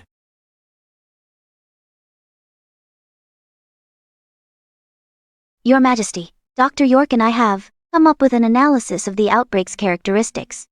For your review, Your Majesty.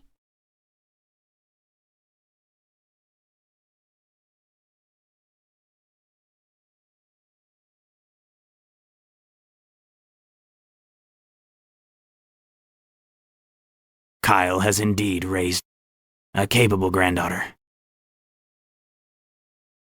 James, I'll leave her reward for you to decide. Thank you, Your Majesty, and Your Highness. Rise. Don't you two worry about Leston. I will grant you both a chance. You will be responsible to contain Juzit's outbreak. If it spreads, you will answer with your lives. Thank you, Your Majesty. Leave now. Summon all the ministers for council. Understood!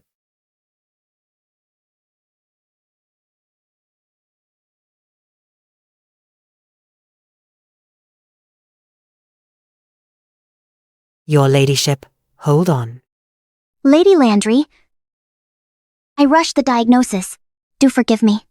Rest assured now, I'll re-examine Miss Landry at once and ensure she recovers soon.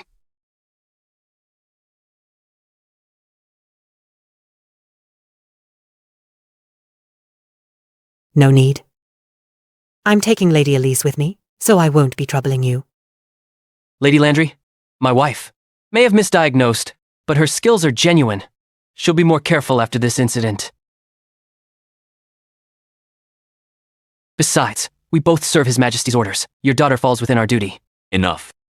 No need to argue. We'll go together. Lady Elise. I'm tagging along. You may ride with me.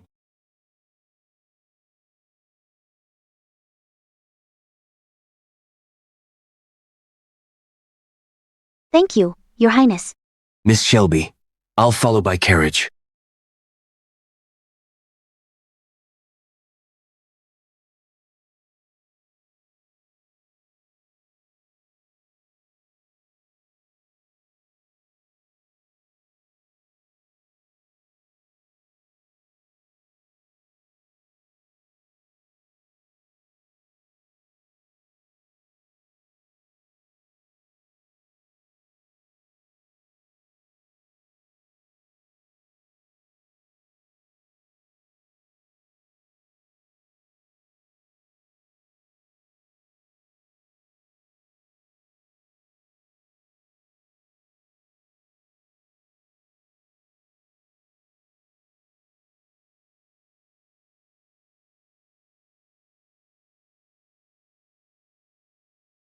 Lady Elise, please save my daughter.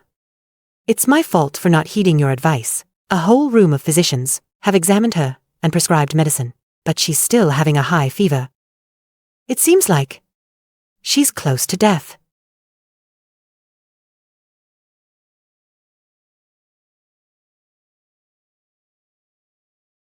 Feed Miss Landry this.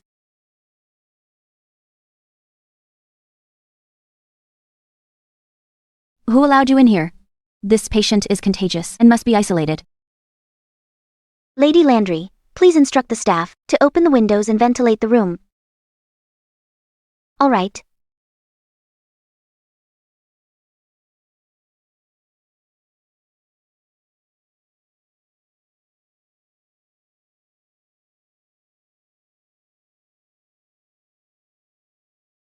Take the medicine.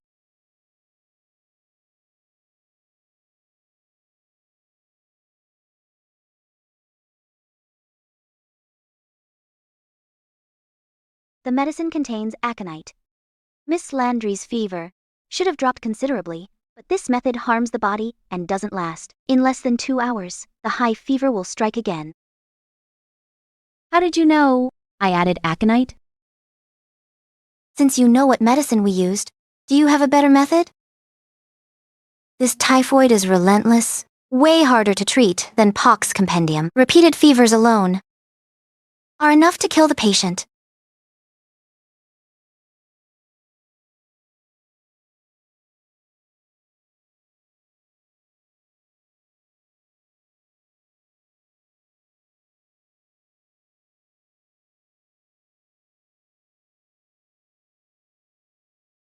Lady Elise, her fever is getting worse. Elise. Lady Elise, what else can be done? Not even Miss Lang knows what to do. What would she know?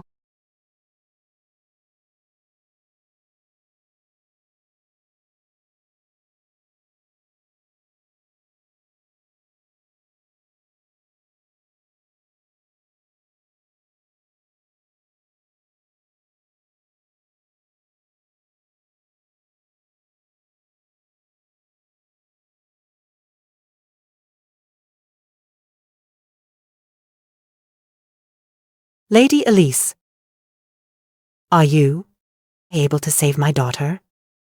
Don't worry, she'll be fine. Boil 3 bowls of this down to 1 and have her drink it. Go prepare it now. Yes, ma'am.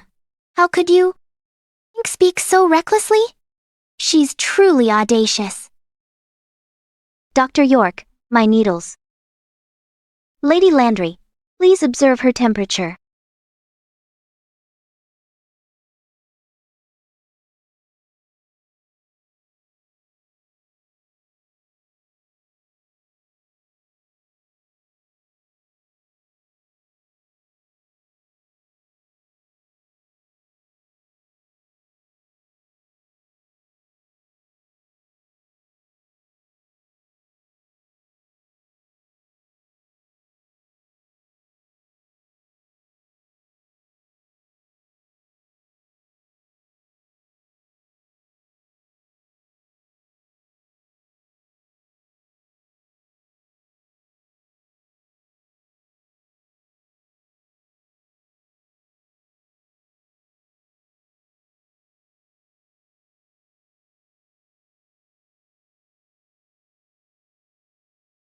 Lady Elise, she's sweating. The fever's subsiding too.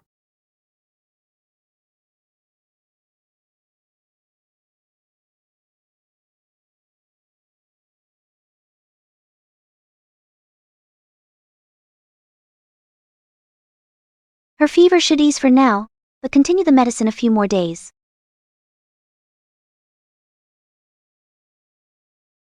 Poor Emma. I thought I'd never see you again. As if she's so capable.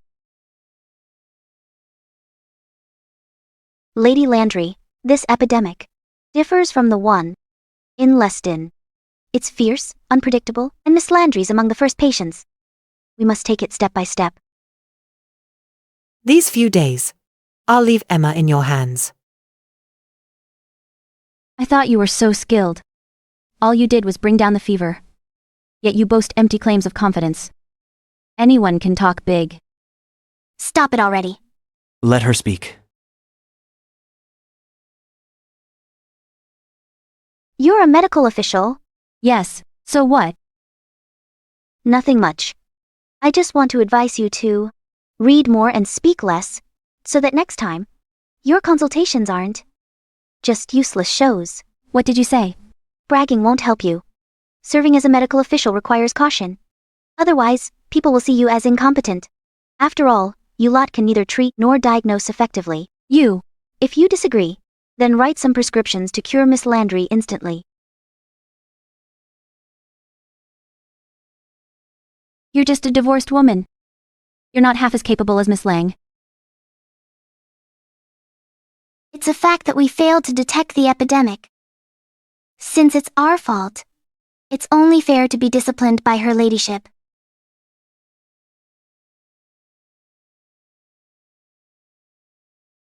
Lady Elise, should we continue giving Emma the pills that you gave? How many has she taken? Just one. Then where's the rest?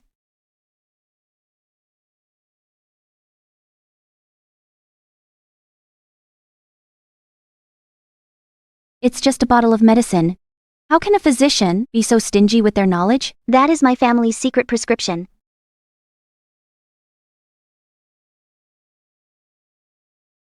In the midst of chaos, I worried the bottle would break. So, I kept it with me.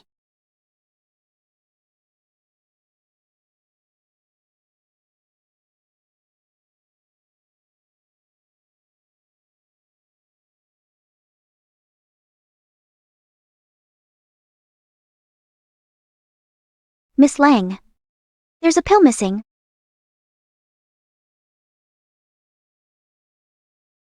That can't be. This medicine that Elise left behind works wonders. I kept one pill in secret to figure out the prescription. I didn't expect her to be petty over it. Miss Lang. What exactly is going on? You're a medical official. I hope you didn't commit a petty theft. Your Highness, I think I accidentally dropped one when I took it out just now. It's just one pill. So what if it's missing? No need to be petty over it. People are stealing prescriptions. You want us to be less petty? Show us your family's secret prescription then. Miss Lang created the Pox Compendium and manages the Royal Pharmacy. Why would she steal from you? She can't even diagnose typhoid. How would she create that? She probably stole it too. Say that again, I dare you! Even His Majesty has praised Miss Lang for her efforts. How dare you slander a hero? Well, my family has a hero too. The Emperor and Empress have issued 2 edicts commending the Shelby's devotion, and Miss Shelby has been granted the title of Lady of a County. Well, Miss Lang contributed to the nation by saving Leston, so she was granted the role of a court apothecary. As for Mr. Shelby Sr., he contributed his wealth to help the nation, rendering equal merit. The Shelby daughter, being granted her title, is the nation's reward for merit. It's just a prescription. I'm sure any physician families have a few of those passed down through generations. I won't argue with you any further. If you insist, then do as Miss Lang did, and publicize your prescription. This prescription was developed by my mentor and me. It yields miraculous results for typhoid cases. The epidemic is now spreading. Your Highness, Bring this to the Royal Medical Academy, and have the royal physicians assess it. If it is effective, then my mentors and my efforts will pay off. Thank you, Elise.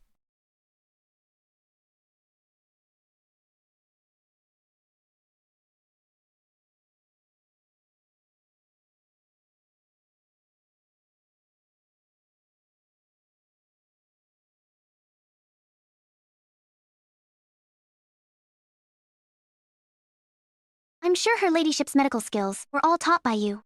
I'd like to recommend you to the Royal Medical Academy. What do you say, Mr. York?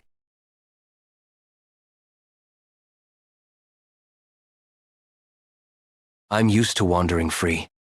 I can't handle being tied down. Miss Lang, please pass your kind offer along to someone else. Miss Shelby, let's go. It's a shame to waste your talent among the common folk.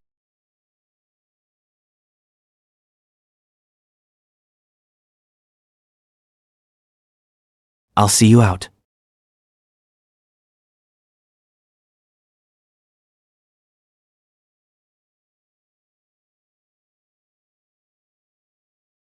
I had hoped to bring him into the Royal Medical Academy. Turns out, that's not what he wants. Miss Lang, you're just too kind. Why bother recruiting a spineless old fool like him into the Royal Medical Academy? He's just absolutely ungrateful. Don't say that. We should look out for one another. Elise, this isn't over.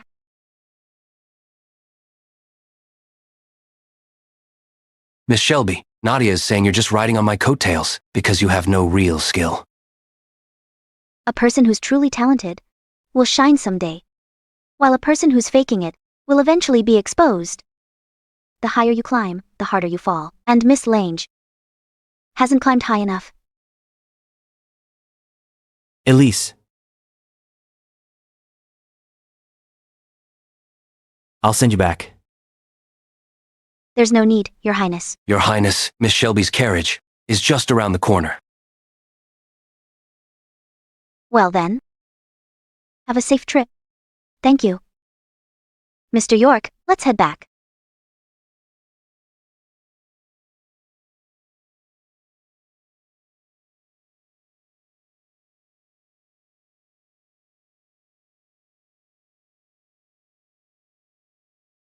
Miss Shelby, did you hear? That vixen sold the Knox's backyard to a businessman to earn money for Celine's wedding. What a ridiculous thing to do. There's something worse. Everyone's talking about it. I heard that a noblewoman had been harassed by Celine's future husband when she was resting in the backyard. This made Celine cry in her room, saying she didn't want to marry him anymore. You should finish your food first.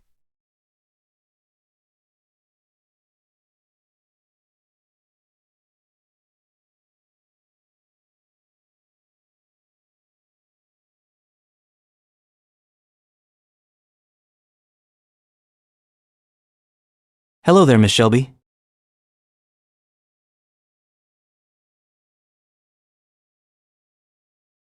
Greetings, Mr. Astley.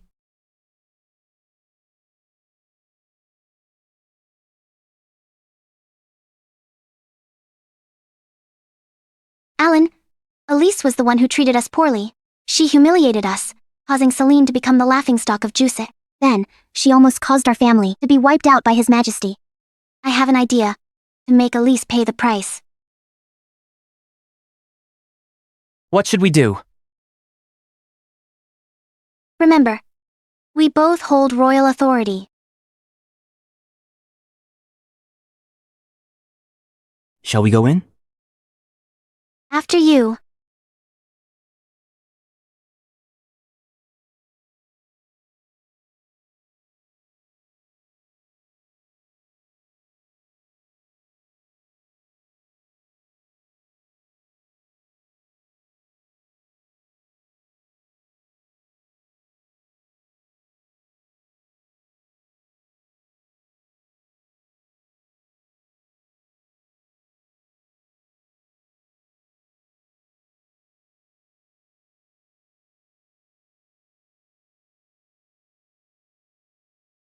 Miss Shelby?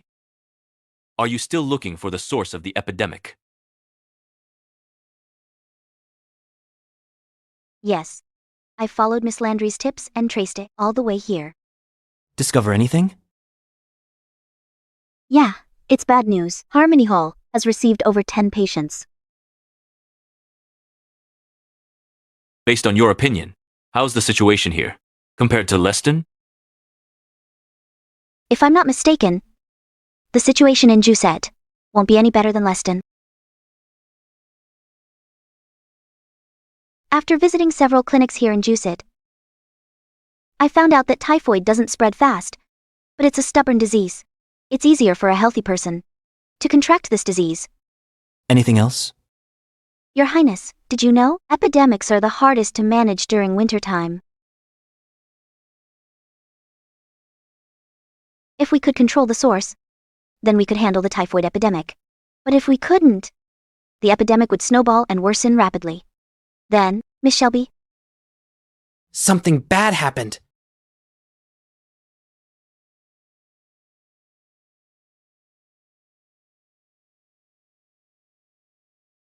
Harmony Hall killed a patient. Everyone, look. Harmony Hall couldn't cure my husband. They killed him. This clinic is absolutely evil. Let's go take a look. Something happened there. Please seek justice for us. Harmony Hall is evil. They're absolutely evil. How would my son and I survive? I feel so sorry for them. Someone please seek justice for me. Miss Lange, what brings you to Harmony Hall? Someone died here. I'm here to seize your operation.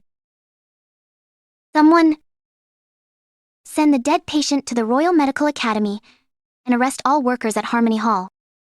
Understood. What? What's going on? I feel bad for her. There's no way out for Harmony Hall. They're harming civilians. What am I supposed to do? Will they all be arrested?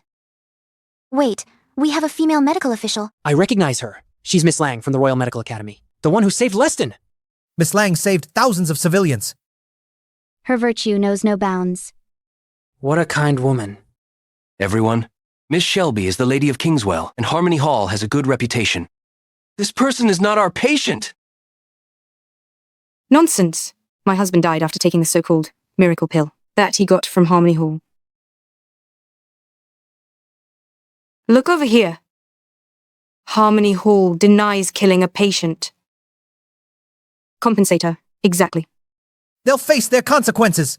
I work for the Emperor, and Harmony Hall is under my jurisdiction too. We'll investigate to see if he took the medicine prescribed by Harmony Hall. Miss Lang, did you see him taking the medicine we prescribed? Show us the proof. Besides, you're merely a court apothecary. How could you have jurisdiction over us? Is that so? Then, what about me? How do you plan to handle this? Mr. Knox? Who is she? Wow, she's pretty bold. Mr. Knox, why aren't you greeting the Lady of Kingswell properly? She's the Lady of Kingswell? Really? Greetings, your ladyship. What's going on here? You're the Lady of Kingswell? Harmony Hall killed my husband. Nonsense! Crazy wench! I'll rip your mouth off. It's not nonsense. Your workers killed him. I'll... Enough! Who's gonna handle this?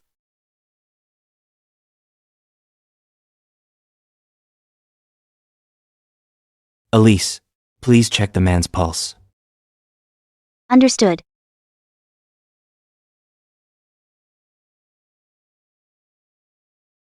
We shall not trouble your ladyship to check his pulse. Go on, check the man's pulse. On it. Stop right there. Your ladyship?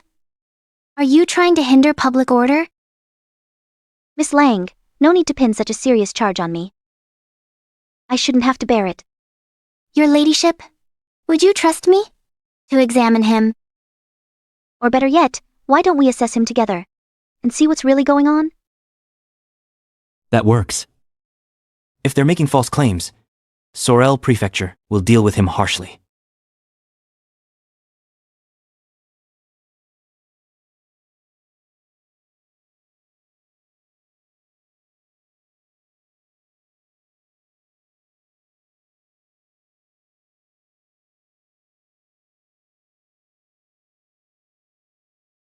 Miss Shelby, he's still alive, right? His pulse is faint. It's barely there. See? You clearly treated him to death.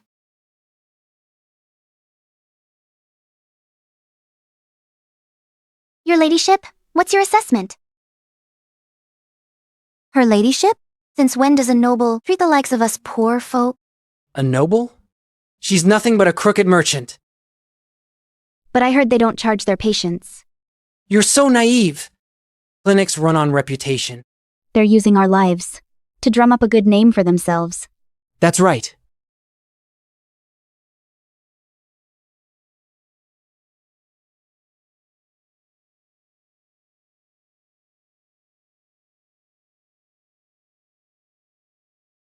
I'll save him with one jab.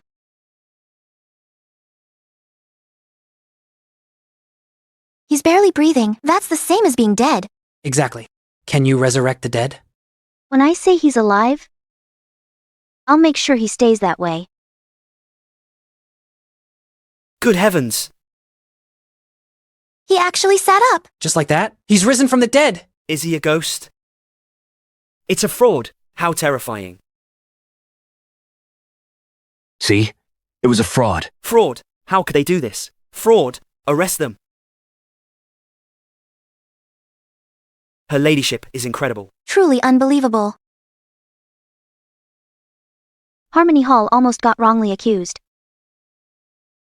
Doctor! Get a doctor, quick! The son of the prefect's household was bitten by a snake. Can anyone treat him? What luck. The divine doctor's here. Mr. Carlson, Mr. Zahn is saved today. You're a divine doctor? Hurry! Save Mr. Zahn. Who do you think you are? How dare you be so rude? This is Miss Long of the Royal Medical Academy. Miss Long? Who is that? Miss Lang, please treat Mr. Zahn. Show everyone what a divine doctor looks like. That's right. Save Mr. Zahn. Miss Long, please. Fine. I'll take a look.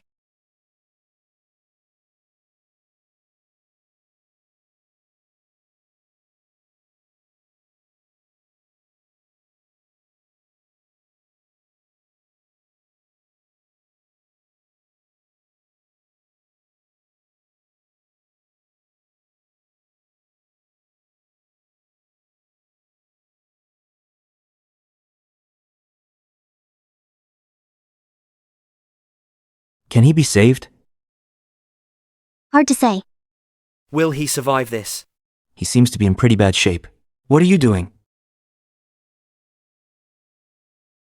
A helper's life is important, too. Since the divine doctor is treating Mr. Zahn, I'll treat this young man. All right?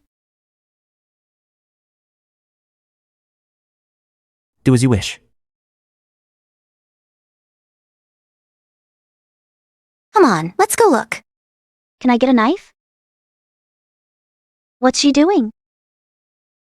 Hold them down. Why is she holding a knife?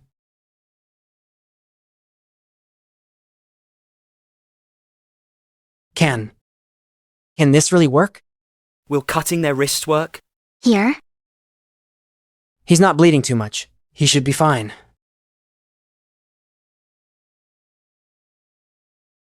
That looks painful.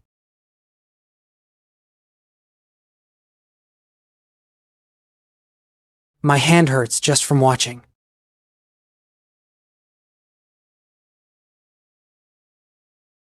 Am I going to die? No, you won't. You'll live. Miss Long really is a divine doctor. Look, she's so bold for daring to release that much blood. As expected of a divine doctor. Ma'am, the medicine is here.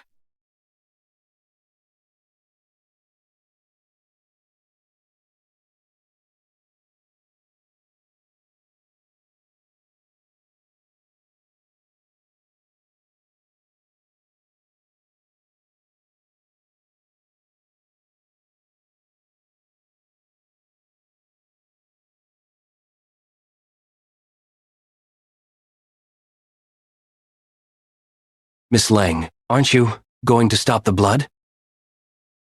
No rush. I'll do some acupuncture. She's the divine doctor, so don't worry. Relax.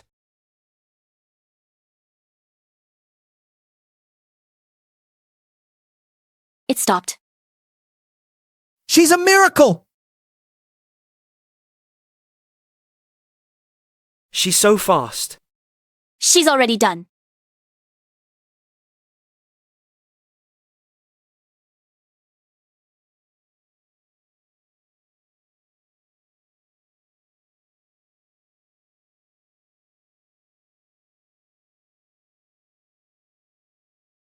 As for Miss Lang, why does her patient look so scary? How much has he bled?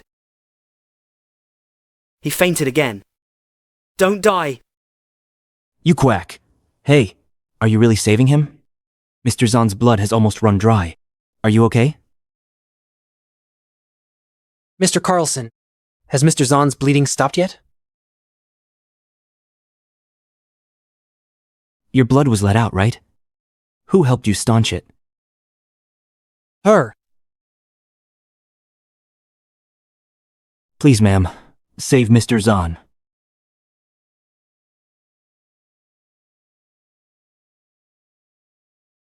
Mr. Astley, you seem to know acupuncture. I learned it briefly on the battlefield. When I was treating him, my hand was injured. Perhaps you should be the one to treat Mr. Zahn.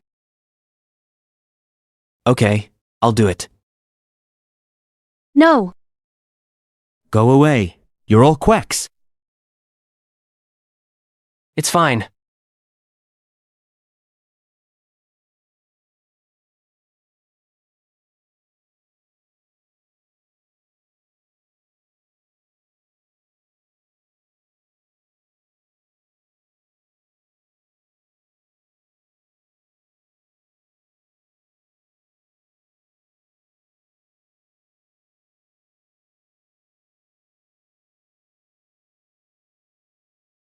He's awake. He's alive. And his bleeding stopped. What a miracle, Doctor. That's more like it. She really is. Fantastic. You quack. You almost killed Mr. Zahn. Stop it! Attack. Hit her. No. Stop. Beat her up. She almost killed him. Stop it. Kill her. You quack. You deserve it. Good job. Stop it. All of you. Are you okay?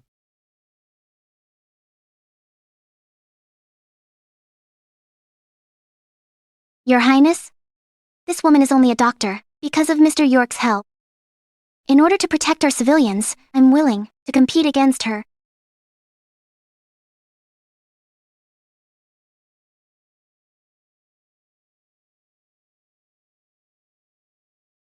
Greetings, Your Highness. Greetings. Greetings, Your Highness. Please rise. Thank you, Your Highness. Miss Shelby? What do you think? Miss Lang has already lost to me once. I don't mind making her lose to me again.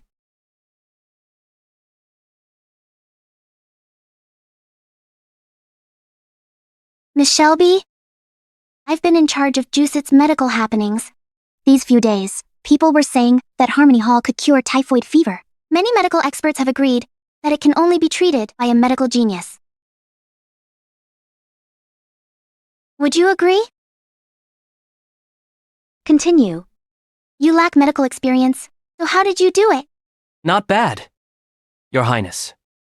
We should let the civilians see who exactly the quack is and who the liar truly is.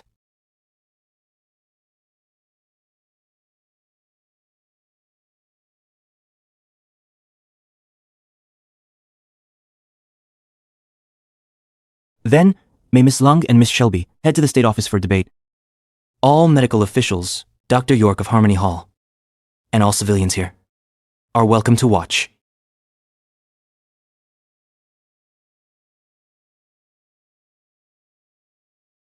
Nadia really is persistent. She's like gum on a shoe, annoying and relentless. I'll use this chance to ruin her reputation so that she stops hurting the civilians. I'll see how much longer you can fake this for. I'll expose your false identity and push you off your high horse. Your reputation will be ruined. Slow down. Watch out. Be careful. She's almost dead. Can she even be saved? What do you know? They need to save someone on the brink of death to tell who really is the Divine Doctor. This patient is on her last breath. Her son's only wish is for her to wake up and see him one last time. Esteemed doctors, you both call yourself the Divine Doctor. Hurry up and save her! Esteemed doctors, the two royal physicians have decided to choose this patient dying of typhoid fever. You will both treat her at the same time. You may begin. Your Highness, there's only one patient. If I cure the patient, how will we judge the outcome? If you manage to wake the patient up, I'll admit defeat and admit that I'm a quack. However, if you fail to treat our patient, what will you do? I'll admit defeat. Okay, I'll say this up front. If you fail to make her wake up, you must keep your promise and remove your medical robes. You'll never be a doctor again. Fine, I agree.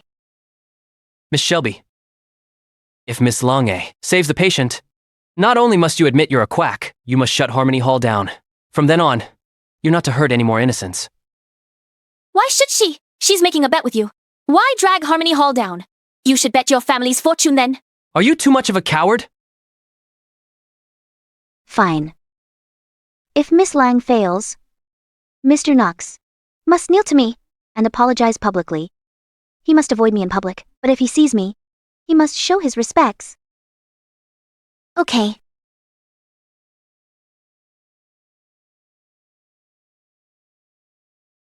Miss Lange, please begin.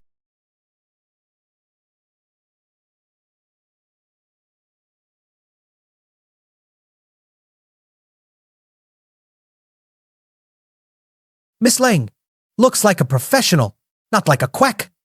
She's a minister. She won't cheat, right? I was born into a minister's family, and now I'm the court apothecary. I'll never lose to a mere businesswoman.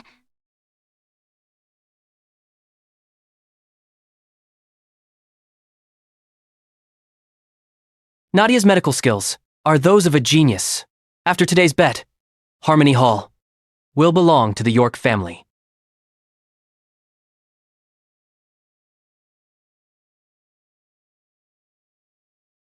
Miss Lang doesn't seem to be succeeding. She's doing the same thing as she did to Mr. Zahn. She's just poking them to no effect.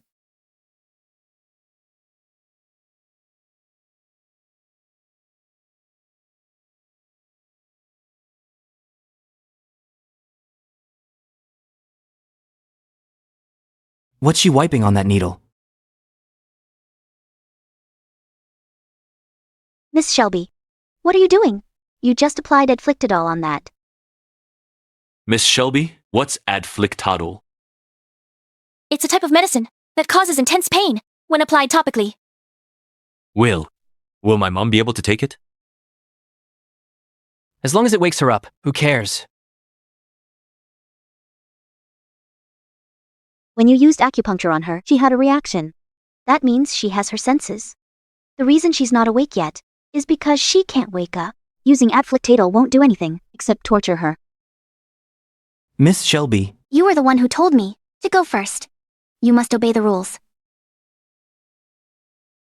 Your mom's already dying. Using acupuncture won't wake her up. It's just hurting her. Ignore her. You're evil and selfish. How could you play with a human life? Miss Shelby, If you really cared, you'd be trying to save her, instead of berating my idea. Worried you'll lose? Do you want to help your mom or not? Since you think Miss Lang's method will fail, do you have a way to make sure my mom doesn't suffer? I do. Liar. You wanted her to go first instead of you! Now that she has an idea, Miss Shelby is stopping her! It's almost nighttime. She's obviously buying time until she dies! How cruel! Exactly.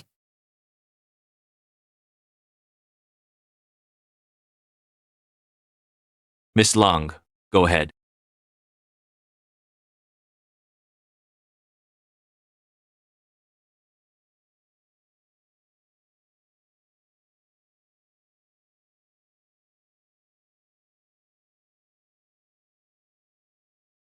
She moved! Your Highness, she moved! Mom? Mom, are you awake?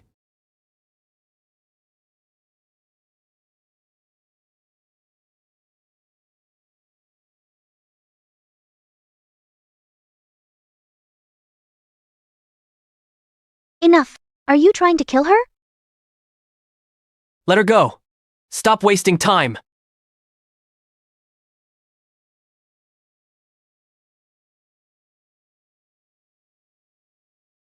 No. Go away.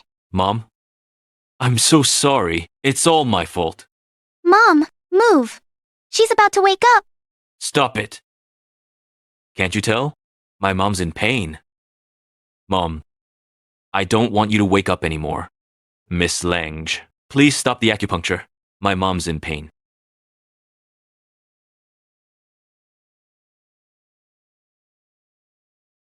Your Highness, I have a way to wake her up.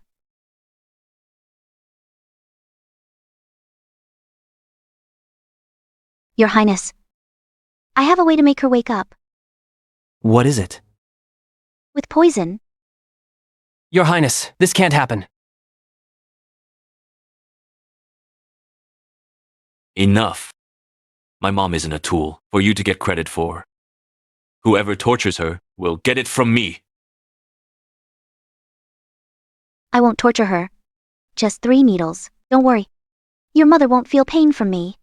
Impossible. You're all quacks. My mom's in pain because of you. Idiot. If I don't win, it'll ruin my reputation. Your Highness, I personally think we should have a theory-based debate. Competing on a patient's body is not the kindest choice. That's right. Your Highness, Miss Shelby wants to use poison on her. It's not the wisest decision. During the acupuncture, Miss Lang never hesitated once. Now that our daughter's trying to help, you're talking about being wise?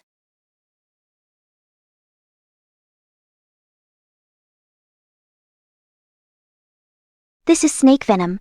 It will wake your mother for a moment, for you to say goodbye. Don't worry. If your mother feels any pain, you can stick the needles in me. There are many witnesses here, I promise. You won't get in trouble. But Mr. Clark, will Miss Shelby's plan work? Your Highness, highly skilled doctors commonly use venom to treat patients.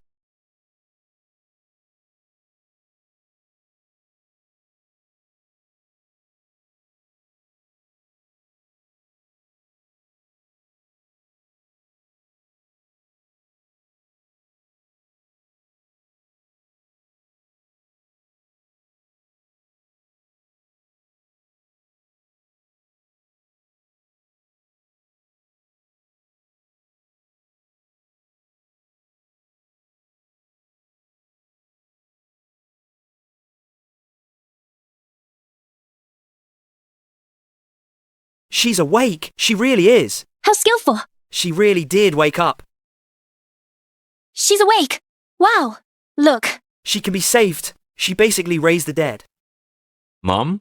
Mom, you're awake. Mom!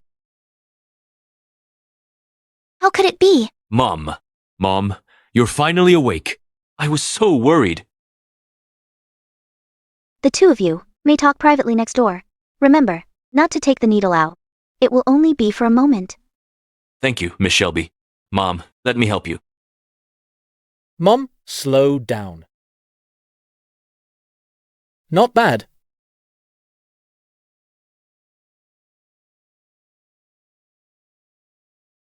Good. Excellent. Miss Shelby, you really are the divine doctor. A divine doctor. She must be the divine doctor. She's basically a goddess. Her skills are unbelievable. How skilled! Amazing work. Your Highness. Miss Shelby woke the patient with venom. That's not medicine and doesn't count. Yes, Your Highness, I suggest treating other patients. Or debating theory.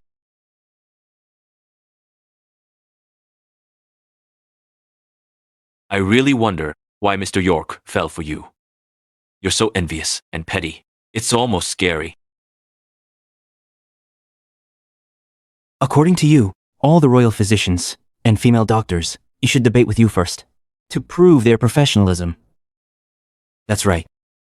Miss Shelby stopped blood with 3 needles and revived a dying patient. All of us bore witness to it. I truly must bow down to you. I agree. Miss Lang.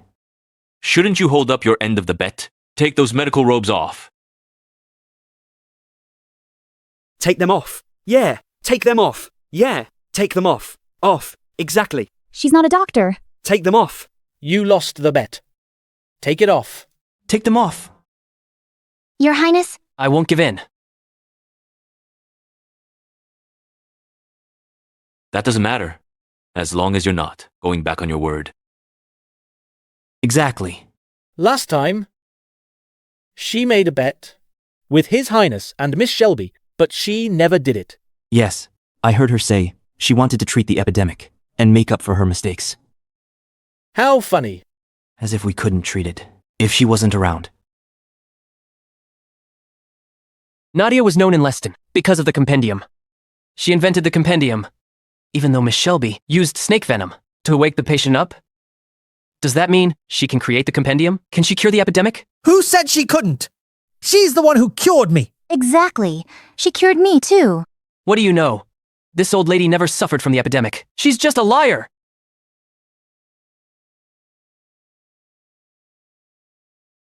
Alan, you've continuously insulted Miss Shelby. Do you really think I'll allow it?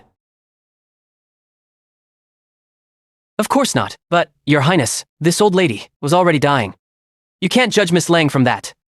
Today, we wanted to compare treatments, not how to prolong life. Please reconsider. Your Highness, I was betting on my professional career, but she only needs to quit. She's mocking me. I won't have it. What do you suggest? Increase the odds. I'll bet my license against Harmony Hall. If she loses, Harmony Hall is mine. Harmony Hall? What makes you think you deserve it? Your whole family fortune will barely afford even one single ward. How shameless. What about me? I'll add on our whole family. If Nadia fails, I, Alan Knox, will leave the court and accompany Nadia for the rest of my life. You may treasure the Knox family, but to me, it's worthless. You. Enough. Alan, how dare you gamble with your position? Good. Fine. But it's not enough. I'll add one more. If you two lose, the York family will become beggars forever. Then, what if we win? I'll go to my mother and remove Miss Shelby's ladyship.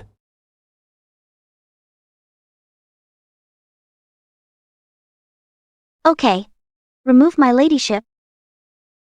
If I lose, Harmony Hall will belong to you.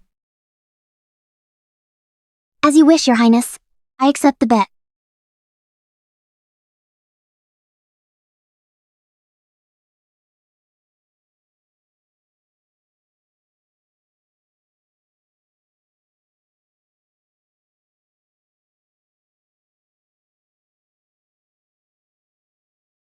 These 2 patients share the same symptoms and fell ill at the same time. Both royal physicians have diagnosed them with typhoid fever. You have 1 day to treat them. Please remember to keep their best interests in mind. Don't worry. I will do my best.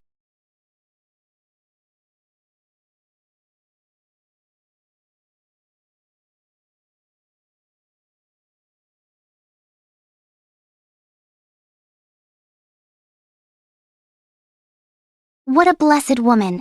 Even the crown prince is backing her up. I'll make sure to ruin your reputation.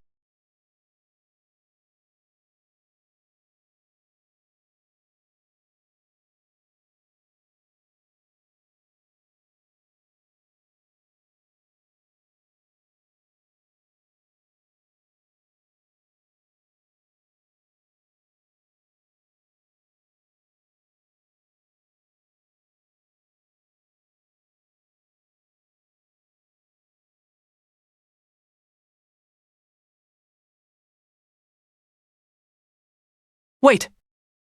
Nadia. Will this really work? Relax. Medicine made from this root will cure any ailment, unless you think that Elise is a genius, and I'm a quack. Of course not. Except this ailment is very hard to treat. Even experienced royal physicians can't cure it. They may not be able to, but that doesn't mean I don't. I was the one who invented the compendium. How many doctors then? They were helpless because of that?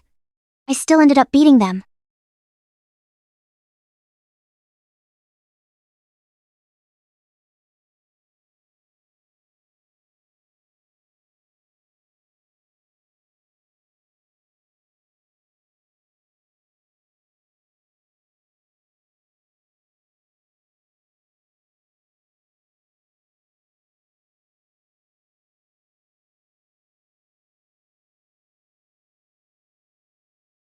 Both doctors have confirmed their treatments.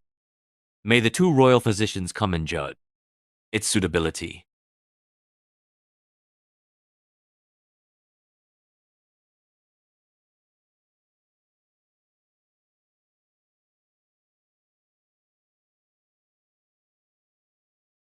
Very good.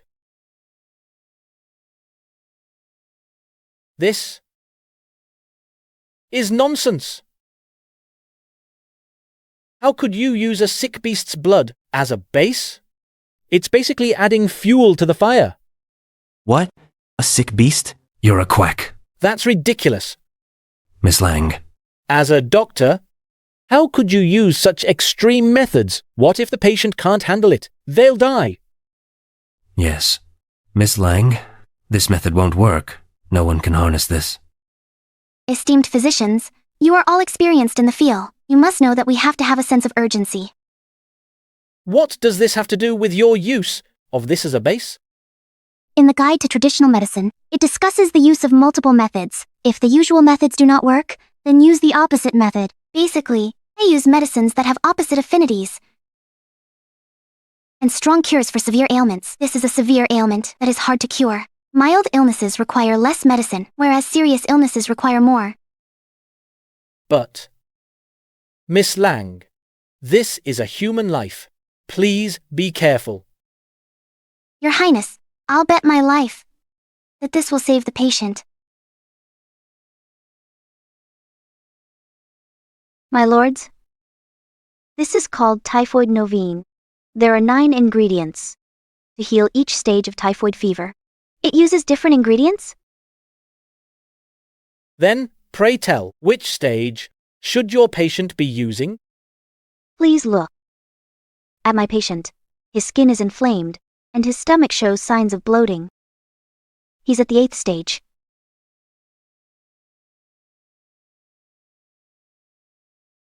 Very good. It uses the same theories, but it provides support so that the different affinities will not clash. It's a good cure. Very good. I guess she really is the divine doctor. Even the royal physicians approve. No problem. We can cure them. Miss Shelby, your claim is incorrect. People and ailments differ. If one cure could save all, why would we need consultations? You're Your Highness, allow me to use this medicine.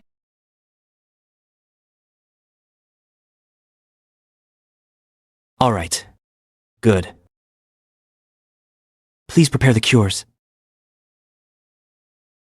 Yes, Your Highness.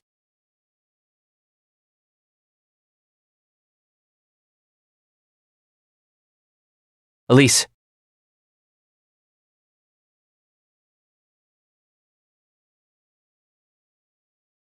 I know.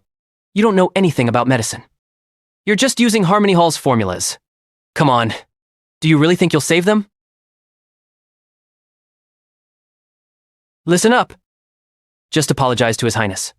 If you kill anyone, your role as Lady Elise won't help you. After all, you weren't born into it. No need to worry about me.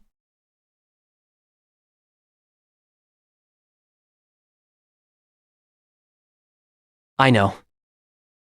Deep down, you still love me. You mistreated Nadia to prove yourself. But this affects the safety of civilians. I can't allow this recklessness. I'll forget about what you did. If you give me Harmony Hall, I'll officially marry you.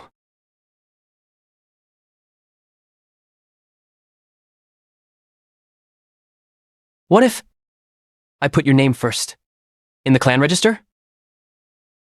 Forget it. Even that isn't enough. Don't you know that once Nadia proves herself, you'll lose your chance to beat her? Elise, you.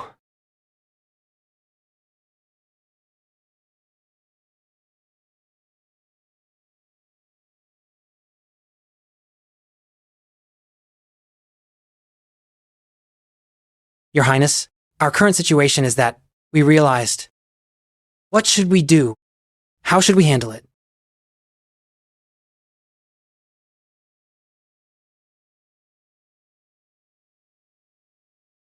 They're here. They're finally out! Your Highness, the medicine is done. This is Miss Lange's formula. Your Highness, this is Miss Shelby's formula. Go feed it to the patients.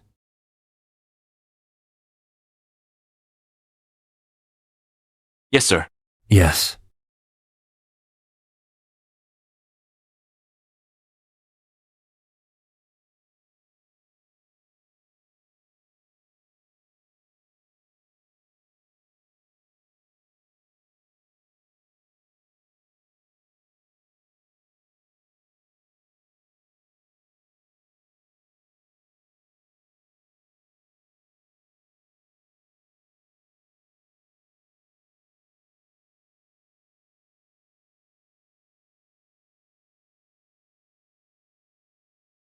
Look, Nadia. That's impossible! She killed him. He's coughing blood. She killed someone. Nadia, look. What? What shall we do? Look. impossible. Isn't this murder? How could it be? Wake up! Wake up now! The quack killed someone! Look! He was already deathly sick. Obviously, he would die. You're not allowed to die. Come on, wake up.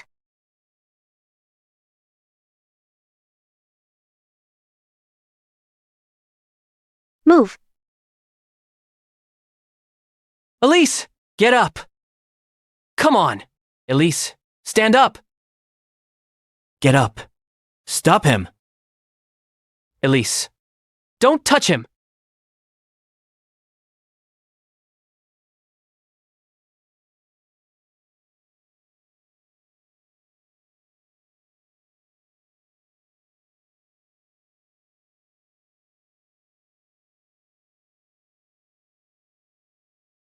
Nadia!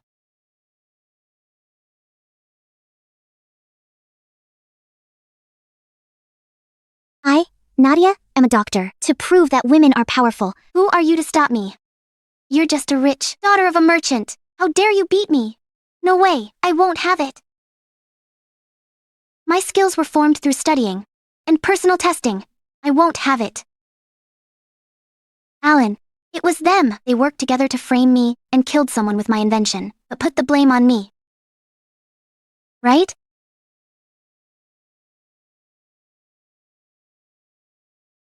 Your Highness, this must be a misunderstanding. Nadia was the main reason. The epidemic stopped. How could she be wrong? Please, Your Highness. Enough. Alan, you idiot. Do you know what Nadia did while in Leston? Your Highness, Nadia followed me to cure the epidemic. Of course I know exactly what she did. As for Elise, I've never seen her treat a patient. As of today, she's just relying on Harmony Hall. It's her. She's the liar.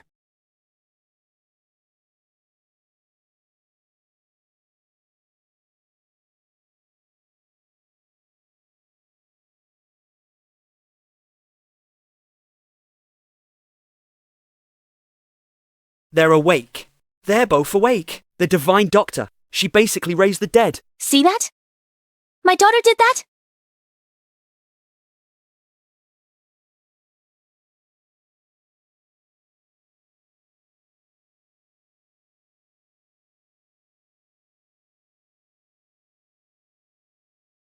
Look. Take a good look. That's the same Elise, who you said wasn't a proper doctor. Alan, you're blind and foolish.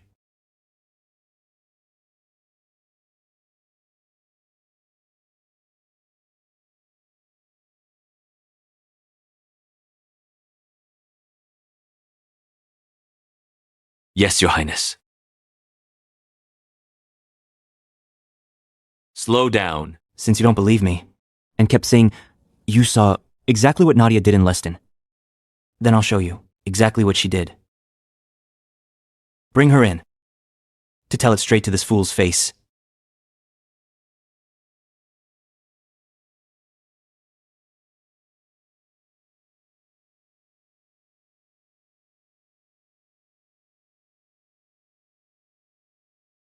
Your Majesty, I want to sue Nadia Lange for using 30,000 taels during the epidemic cure, and stealing Miss Shelby's cure, the compendium.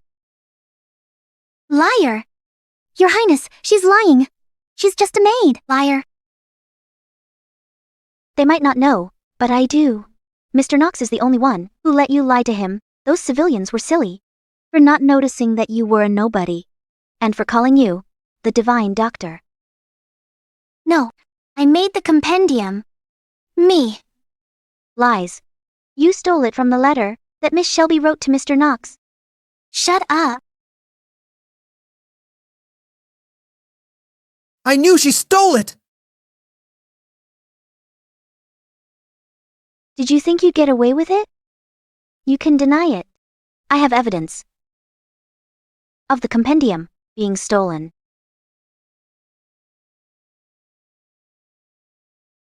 I bet you didn't know that I kept Miss Shelby's letter. And the letters of you buying old medicine from cellars.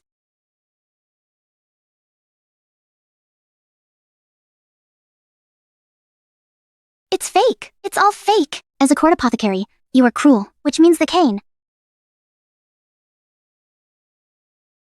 Your Highness, I'll bet on my life that if I'm lying, I'll be skinned alive. Mr. Knox, did you know that Nadia Lange embezzled more than 10,000 taels from your living expenses? You. How could you? Because I wanted revenge for my baby. You fake, cruel bitch.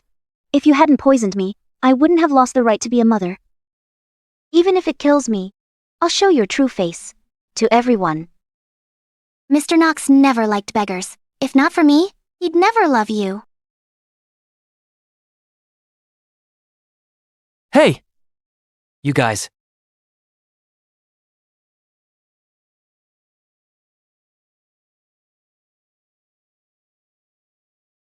Alan. You have to believe me. They're trying to frame me.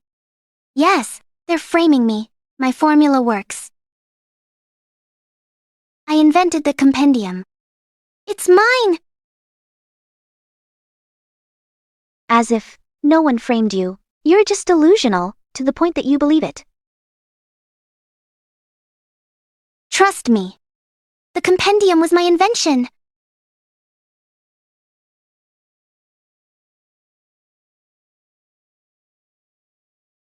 Alan, what else can you say? In Leston, Nadia and I shared struggles. She watched over the court for me and was kind to the civilians. She was organized and kind. And after a while, I was completely addled by her. I made the compendium. I really admired her. Which is why I made a mistake. It was me. I made a mistake. It's all my fault. I made the compendium. You're not sorry. You're just scared. You're scared, His Highness will fire you. You're scared that the world will finally punish you too, and leave you to be ridiculed. Elise, I know I treated you badly. I'll marry you again, and make you the only lady of our family. Okay, Elise, please, give me one more chance. Elise? Elise! I don't know where you got the confidence from. To think I'd marry you again. In the start, our family saved your lives. We helped you. But you were ungrateful and made me a second wife. And allowed your sister to poison me? To try and steal my innocence. Now that Nadia's not useful anymore, you're turning back to me. A man as cruel and disloyal as you should never think about marrying me. It's disgusting. A man like you doesn't even deserve to be a servant in my home. Guards? Yes, Your Highness. Remove his robes and toss him out. He should be prosecuted. If proven guilty, tell my father to give the permit to behead him and strip the Knox family of all their riches. Yes. Your Highness, please spare me, please. Get up. Elise, save me. We were family Acne. We were married. Elise, go on. Save me, Elise. I made the compendium. I saved Leston. I made the compendium.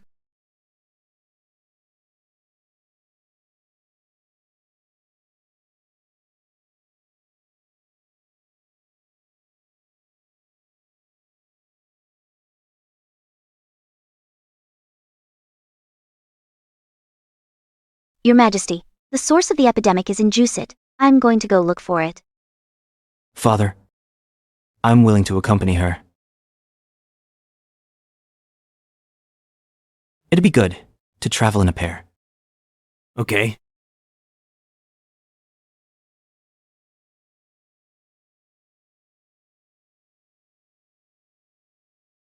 Please show mercy. Please give us some, please. Please show mercy.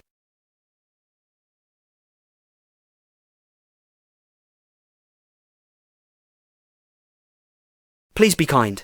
Food, please. Please, sir. Your Highness, you only said you'd accompany me. You never said you'd be in the same carriage. On this journey, we must pretend to be married. So of course, we're sharing a carriage. Hey, call me your husband. Ridiculous. Elise, is it that hard to call me your husband?